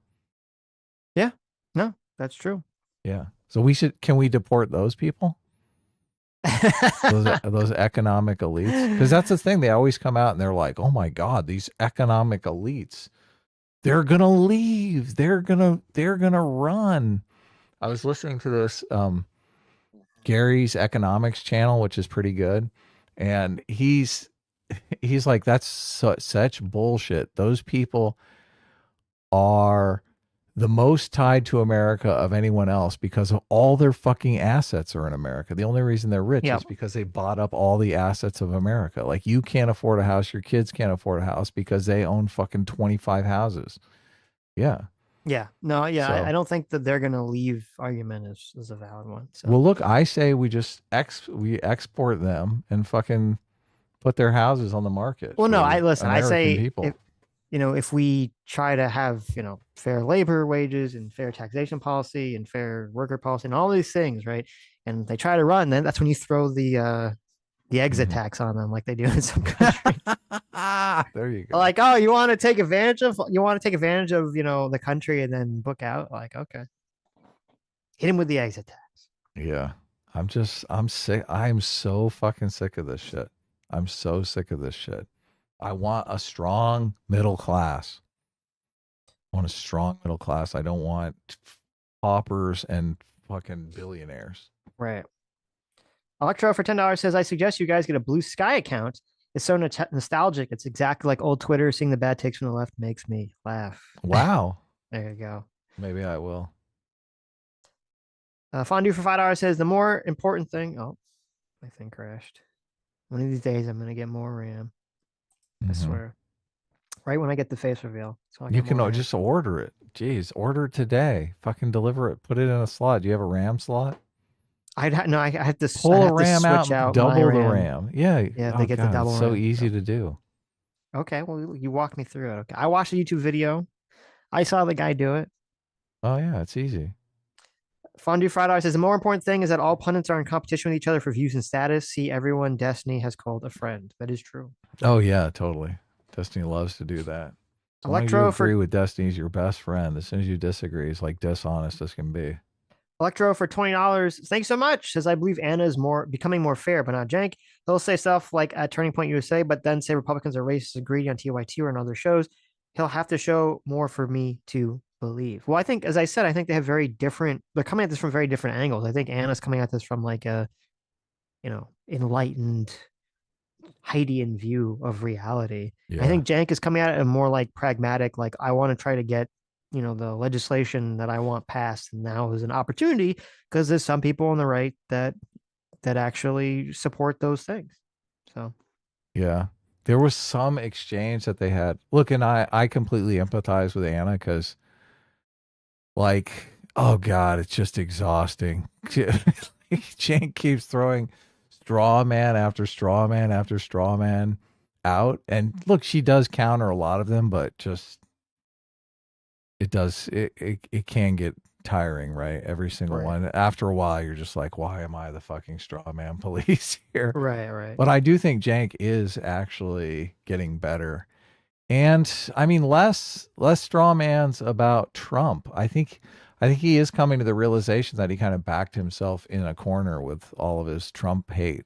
So yeah, he's starting to realize, okay, maybe I shouldn't do that. Maybe I can be a little more charitable here. Mm-hmm. Mr. Middleman for $2 says, LOL, he just described his whole career pre-2024. That is true. That is as accurate. Ace for $5 says Jank's policy ideas are dumb. But I respect him wanting to talk to their side, and people should be critical of Jank on those policy takes instead. Exactly, yeah. The paid family leave thing, he's completely married to, and it's not sexy at all. Every time he says it, I'm just like, I want to take a nap. It's so boring. Like, spice it up. How do you rebrand that so it's like the death tax? Right. Something that like turns heads, right? Vincent Tundo made a meme that I sent you. Oh, okay, I'll bring it up.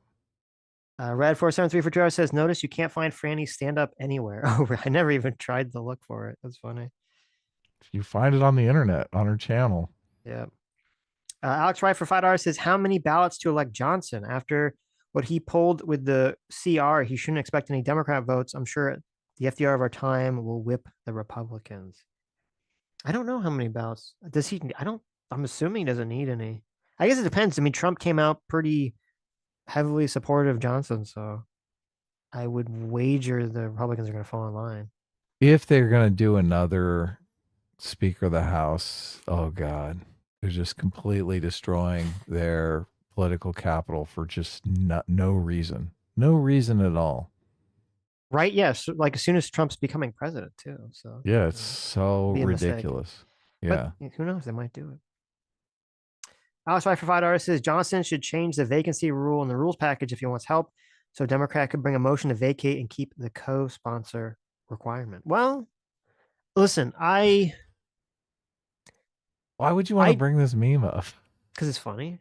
Okay. This was because remember we had Don Lemon was talking about. I know we did bring it up, but we had all the the Jew business. You're minding our own Asian business, our Black business, our Jew business. So Vincent, why don't you tweet this out on your channel, or tweet this out on Twitter?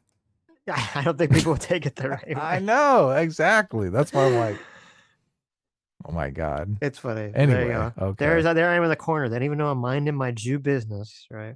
Right. Yeah. Excellent. Except in reality, Sammy's there throwing Christmas at me in my face, so I can't mind my own Jew business. Okay. She's like, Christmas, convert you Christmas. Yeah. You should see her apartment. Like, listen, Sammy's one of these people, and this is great about her. She's like really into decorating. Okay. Mm-hmm. So it's like, you like open the door she and is it's a like, woman, so well, there you go. You open the door and it's like Santa's like, Santa land, like inside her apartment for like the month of December. wow. Okay. She's trying to convert me, everybody. Not to Christianity, but to, commercial Christmas. Mm-hmm.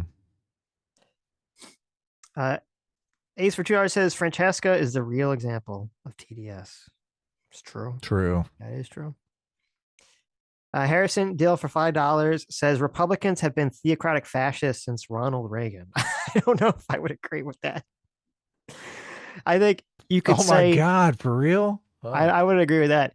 Like Ronald Reagan was able to sort of coalesce the evangelical, very religious voters with the libertarians and with the big business and some of the other factions of Republican parties. And I'm sure within the evangelical, there are some theocratic fascists, but to say that like every Republican is that, I think that's silly, especially nowadays.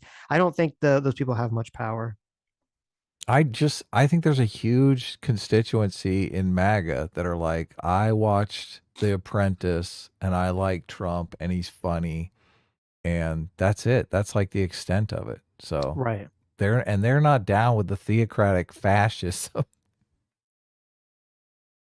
Yeah. Mm-hmm. But anyway. Harrison Dill for $2 says, what makes Rittenhouse judge, jury, and executioner? Well, I mean, it's pretty easy. If you're completely within your legal right to be in a location and a person attacks you and, you have a legitimate fear for your life, then you can defend yourself. And if you have a gun, you can defend yourself with lethal force. It's pretty simple. It's pretty cut and dry. The Rittenhouse situation is, you look at the first, he's literally minding his own business and a crazy person starts chasing him. And then after that, a mob of people who don't really understand the situation start chasing him down and attacking him like total retards as he's literally running to the police. So, play stupid games, win stupid prizes, don't attack people, especially people that are literally holding guns. Yeah, if you're trying to steal someone's property and that property is like a assault rifle that's loaded. Right, yeah. Very, very stupid. Yeah, so. Very fucking idiotic. Right. Here's the real question. What made the guy Rosenbaum? Yeah, judge, jury, and executioner. Yeah, what made Rosenbaum a crazy, person who was legally not allowed to be there at the time. Okay, he just got out of like a fucking mental institution or drug rehab or something. What made him judge, jury, and executioner? Why does he have a right to just harass people and attack people? What gave any of those people the right to suddenly start attacking Kyle Rittenhouse when he's 100% fleeing from them? Okay, that's not how any of this works. What gave any of them the right to do those actions? Nothing. He was in the legal right. That's why the jury found in his favor. A guy ran up behind him and hit him in the head with a rock. What the fuck was going on with that? Right. Yeah. And a skateboard. So.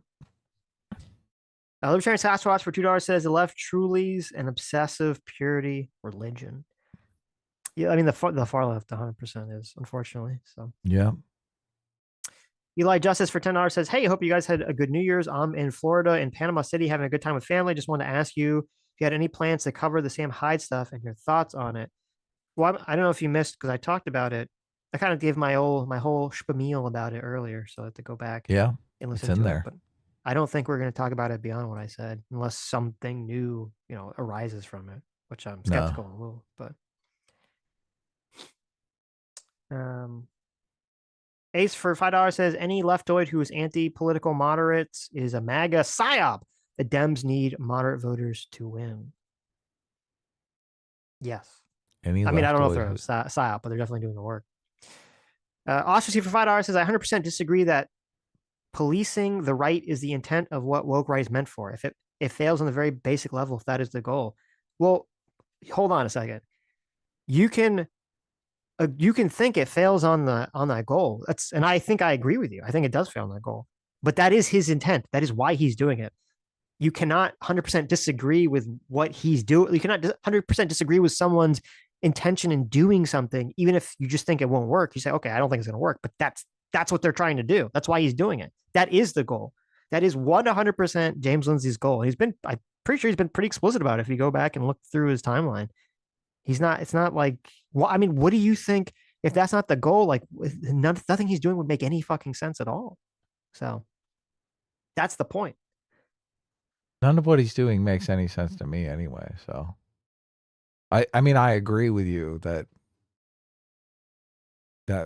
that's what his goal is. Yeah. But it's just, it doesn't make sense. But that's like saying like Cenk spells out his goal of like trying to get policies, you know, to find a middle ground with people on the right to get these policies passed. And then the people on the far left who don't agree with it or think it'll work, they like say, oh, well, that's not his goal. He's like grifting to the right. Like they just can't accept that just because there's some kind of disagreement in strategy or outcome that they think isn't going to work, then they suddenly question his motivations. So it's like, well, no, you just like, disagree with how it's going to work or not.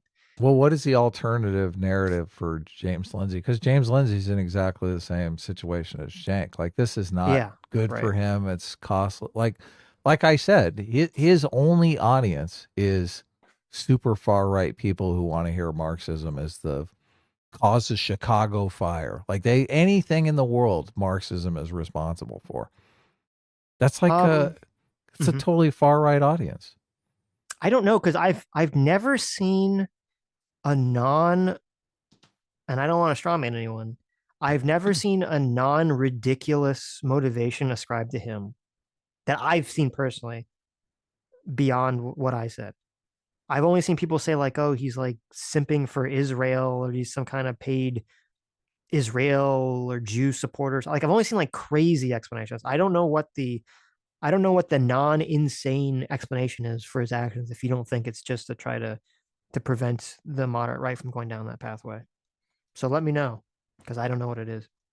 Well, look, I don't want the moderate right to go down that path either. I just think, call me when Nick Fuentes is being nominated to run the FBI, right? Like, no, I understand. I'm just saying I don't know what the like straw man. It's not really straw man because people are advocating for it, but I don't know what the non like ridiculous argument is. So if you want to let me know, right. Ashasi, I don't know what the motivation is, or what the motivation you or anyone would describe to it. Well, just on a surface level, it appears to be the woke playbook, because it's just branding people as racists. Okay. Yeah. I understand that, but so what? That's not what it is. Yeah, I understand, but yeah. So that's why it's ineffective. But anyway, we can move on. Right. Mr. Ubercross, thank you so much. Look at this. Yeah, sure. Mr. Ubercross for $20. Happy New Year's! My wife made our family eat black-eyed peas because it's supposed to be good luck. Wow, I never knew that. Ever heard of this bizarre Southern tradition? Also, both terrorists being from Fort Bragg is dumb. I was at Fort Bragg. Oh, okay. So a lot of people, I guess, are at Fort Bragg. Yeah, it was yeah, because so obviously there's well, first of all, I had never heard of that black eyed peas thing. Actually, yeah, you know what? Either. I think I have actually, now that you say it. I've never done it. Florida, depending on where you live in Florida, it's not really the South. So, but no, because the whole thing with Fort Bragg was, there's this question, which is a completely fair question to ask, is, was the person who blew up the Cybertruck working with the guy who drove through the crowd in New Orleans? Because they happened, very close proximity to each other. They were both in the military. They were both stationed at Fort Bragg, and they both bought cars or rented cars off of some app. Some app. Yeah, called Turo or something. Okay. I'm unfamiliar with this app. And so people were saying, okay, like, is there a connection there? And when I don't know, like, so far, the police are saying they don't think there's a connection. I believe I read an article that said that even though they both served at Fort Bragg, which is like some gigantic military base, so it's not really surprising for multiple people to serve there, that they didn't actually serve at the same time and there wasn't overlap. So people are saying that they don't really anticipate there being a connection, but I guess we'll find out. And that car app thing, I'm just assuming that's an easy way to, get a car without answering a lot of questions. It's through some kind of app service. So. But we'll see. Asher said in the chat that he told you, Adam, on Twitter, his opinion on why they are doing it. I don't know if you remember, but yeah, I do remember him telling me. At me on that tweet, and I'll bring it up, Ostracy. Lucy Lundberg, I did. so I didn't agree with it. I was like, right. Bring it up in my mentions, Ostracy, and I'll take a look at it. Lucy Lundberg, thanks so much for $5. Get the memberships. Yes, Christian Baller for new members. Christian Baller for $2 says, Sitch, if Sammy was a Konosuba girl, who would she be? Well, that's very easy. That's super, ultra, mega easy. She'd be Megumi, obviously. What is a Konosuba girl? Konosuba is an anime. Well, I figured that, obviously, but what is the characteristics that make someone Konosuba? Well, there's like three main characters: is Aqua, Megumi, and Darkness. Aqua is like loud and stupid and inept and a crybaby. Darkness is like a degenerate masochist. And Megumi is kind of like a tsundere-ish sort of like kind of seemingly like fiery, but like has a good heart. It's so weird. So it's all these archetypes. Right. So that's why I said Megumi easily. Sammy should cosplay as Megumi too. They're like the same height. Ha ha ha. Megumi's very short. Megumi. Let's see here. You're gonna have to look for Megumi Konosuba. So. Oh, okay.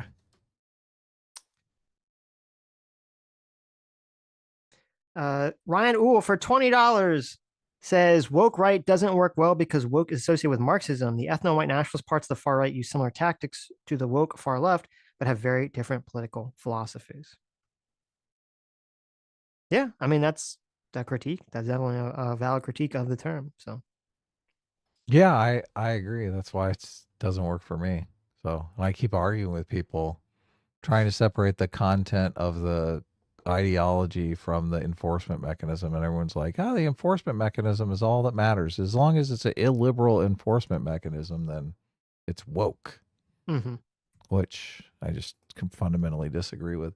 I keep looking back at John McWhorter's book, Woke Racism, how a new religion has taken over the left. And I just, the ideology, the religion that he describes in that book, it's like a left-wing religion. So.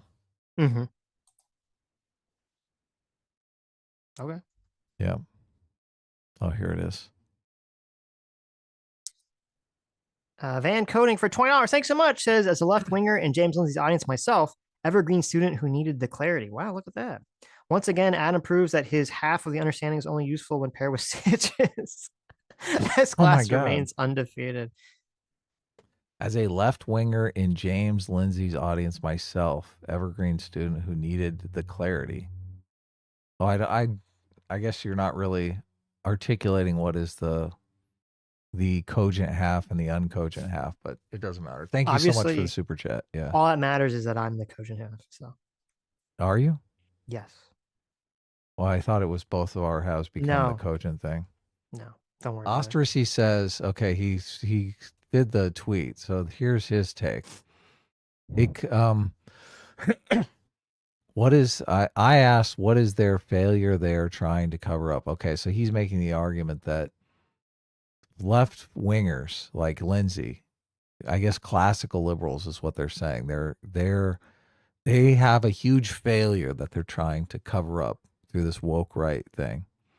And Ostracy says it contains wokeness. It consumed the left, their tribe, over the last 15 years, and now it's a stain on the left. So he's saying wokeness is a stain on the left. I think a lot of the moderate left wingers can't handle the tight association of woke and the left, and want to decouple themselves. It's very similar to the motivation behind the Nazis were actually left wing from the right. So he's saying that James Lindsay. Yeah, sure. Yeah. Oh, I didn't do a good job. Well, my reading was great. It was okay. Such a bastard.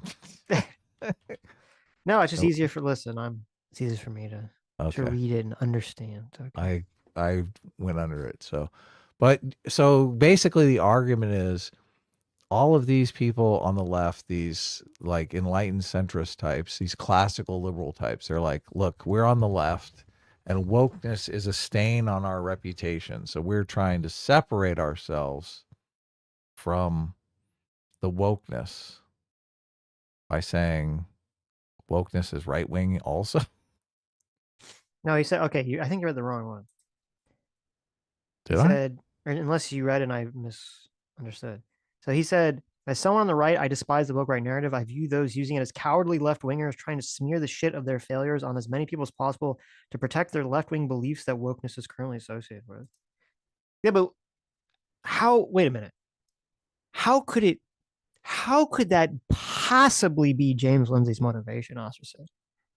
James Lindsay has been going so hard, and not just like the woke left. He's been going so hard, just like the left in general, saying we need to he's literally been on record saying that America needs to elect Donald Trump or the country will be doomed because Kamala Harris is going to bring in, the socialist order. Like, you can't possibly ascribe that motivation to James Lindsay. That would make no sense. Yeah. James Lindsay's not doing any, unless you're just saying anyone who, unless you're defining, which I don't think you are, but like the only way that interpretation would make sense to me is if you're going to define any adherence to liberalism at all as being inherently left-wing, because that's the only thing James Lindsay is doing. He's trying to maintain and protect liberalism. So. Yeah. Yes. Okay. Anyway. I just fundamentally have a archetype of a woke person who like wants to abolish the gender binary and sees that as oppressive and it doesn't fit with a right winger at all. And James Lindsay, obviously he comes in and he's like, but look, they use a lot of the same tactics. And I'm like, yeah, but the tactics, I mean, that's just immaterial to the actual content of the fucking ideology. No, but it's like, so you know how people who are economic Marxists, like classical Marxists, they'll get like Ben Burgess or some of these people, they get really mad when you would call the woke people socialists or Marxists. And the argument would be like, well, they took the literal framework of Marxism. I think Ben Burgess said this to us when we talked to him. They took I'd say, they took the framework of Marxism and they just swapped out, class for race, right? And so then that's why it's okay to call Marxism. And they get very mad about that. But with the woke right thing, I mean, James Lindsay's basically saying, well, they just took that, only they swapped out, the races, right? They just said, oh, instead of it being against non-white people, it's against white people. That's the argument he's making. So he's making the same argument he's made from the beginning. Right. I fundamentally disagree with the like tying everything to fucking Marxism though. I think you can have a conversation about what wokeness is, the content of the ideology, without ever bringing Marxism up. Like I think what he's doing is like using Marxism as a way to say, oh, this is the boogeyman of Marxism is all over this thing. When I think the thing is bad enough, even without the boogeyman of Marxism. So I just like it's okay. Again, there's a logic to it. You can I totally understand the logic to it, but obviously, if you're trying, if you're saying from a left wing perspective, like this wokeness stuff is bad, and we as left wingers, we as moderate liberals need to fight it. Appealing to, oh, it's from Marxism is not going to speak to left wing people. It's completely stupid. Yes, that's true. Yeah. So look, you're only speaking to right wingers when you go down that path. And it's like not really a good path for fighting wokeness. Right. So, but I've always been kind of, look, I respect it. And I know that we have a lot of right wing people in our audience that obviously think Marxism is horrible. And look, I think Marxism is horrible, but I think there are other horrible things in the world as well, right? Marxism isn't the only fucking boogeyman in the world. Yeah. Yeah. Okay. Okay. I love it. I don't have anything else to say. Yeah. Alex Wright for $5 says Thomas Massey is a no vote. They can only lose one other Republican. Remember that 38 Republicans voted against Trump's CR that suspended the debt ceiling until 2027. I mean, you could be, listen, it could very well happen and it would be hilarious. And Trump will be very unhappy about it, as he rightfully should be very unhappy about it. So, is this a speaker battle thing again? Oh my God. If they do this. Yeah. Oh, it's the Keystone Cops. Oh yeah. It's the fucking Keystone Cops. Like Trump and Elon have done so much work to make it seem like we're going to hit the ground running. We're going to accomplish, like, first 100 days, fuck that. First 100 hours, we're going to accomplish all this shit. If they're going to have a speaker fight, it just completely fucking pisses all over that narrative. Mm-hmm. Yeah. Oh God. Whatever. Go for it, guys. Well, I take it back about Trump being transformational. Yeah. Who knows? Who knows? It's funny because I know that Elon was like, I don't know if he's responded to Thomas Massey about this, but I know Elon has threatened to, like, give primary, all this money to people to primary anyone that goes against the, Trump agenda stuff. So I'm curious to see. Look, and I'm dying to see him do that against some Republicans. Yeah, if he's going to push against Thomas Massey, who's like, a lot of people on the internet, right, really like him a lot. So. Oh, and it's all it reeks of just personality conflicts too. Like no fucking reason for it whatsoever, except to be like, I'm the big shit. Well, it is that, and it's also just everyone's trying to extract, their ideological toll from the incoming administration. So we'll see what happens. Thomas Massey said, I respect and support President Trump, but his endorsement of Mike Johnson is going to work out about as well as his endorsement of Speaker Paul Ryan. We've seen Johnson partner with the Democrats to send money to Ukraine, authorize spying on Americans, and blow the budget. To which Elon Musk replied, you might be right, but let's see how it goes. So it's a pretty soft reply as of yet. Right. Elon's starting to wise up. He's like, holy shit. Right. If I take a strong stance and lose, I look like a moron. Right.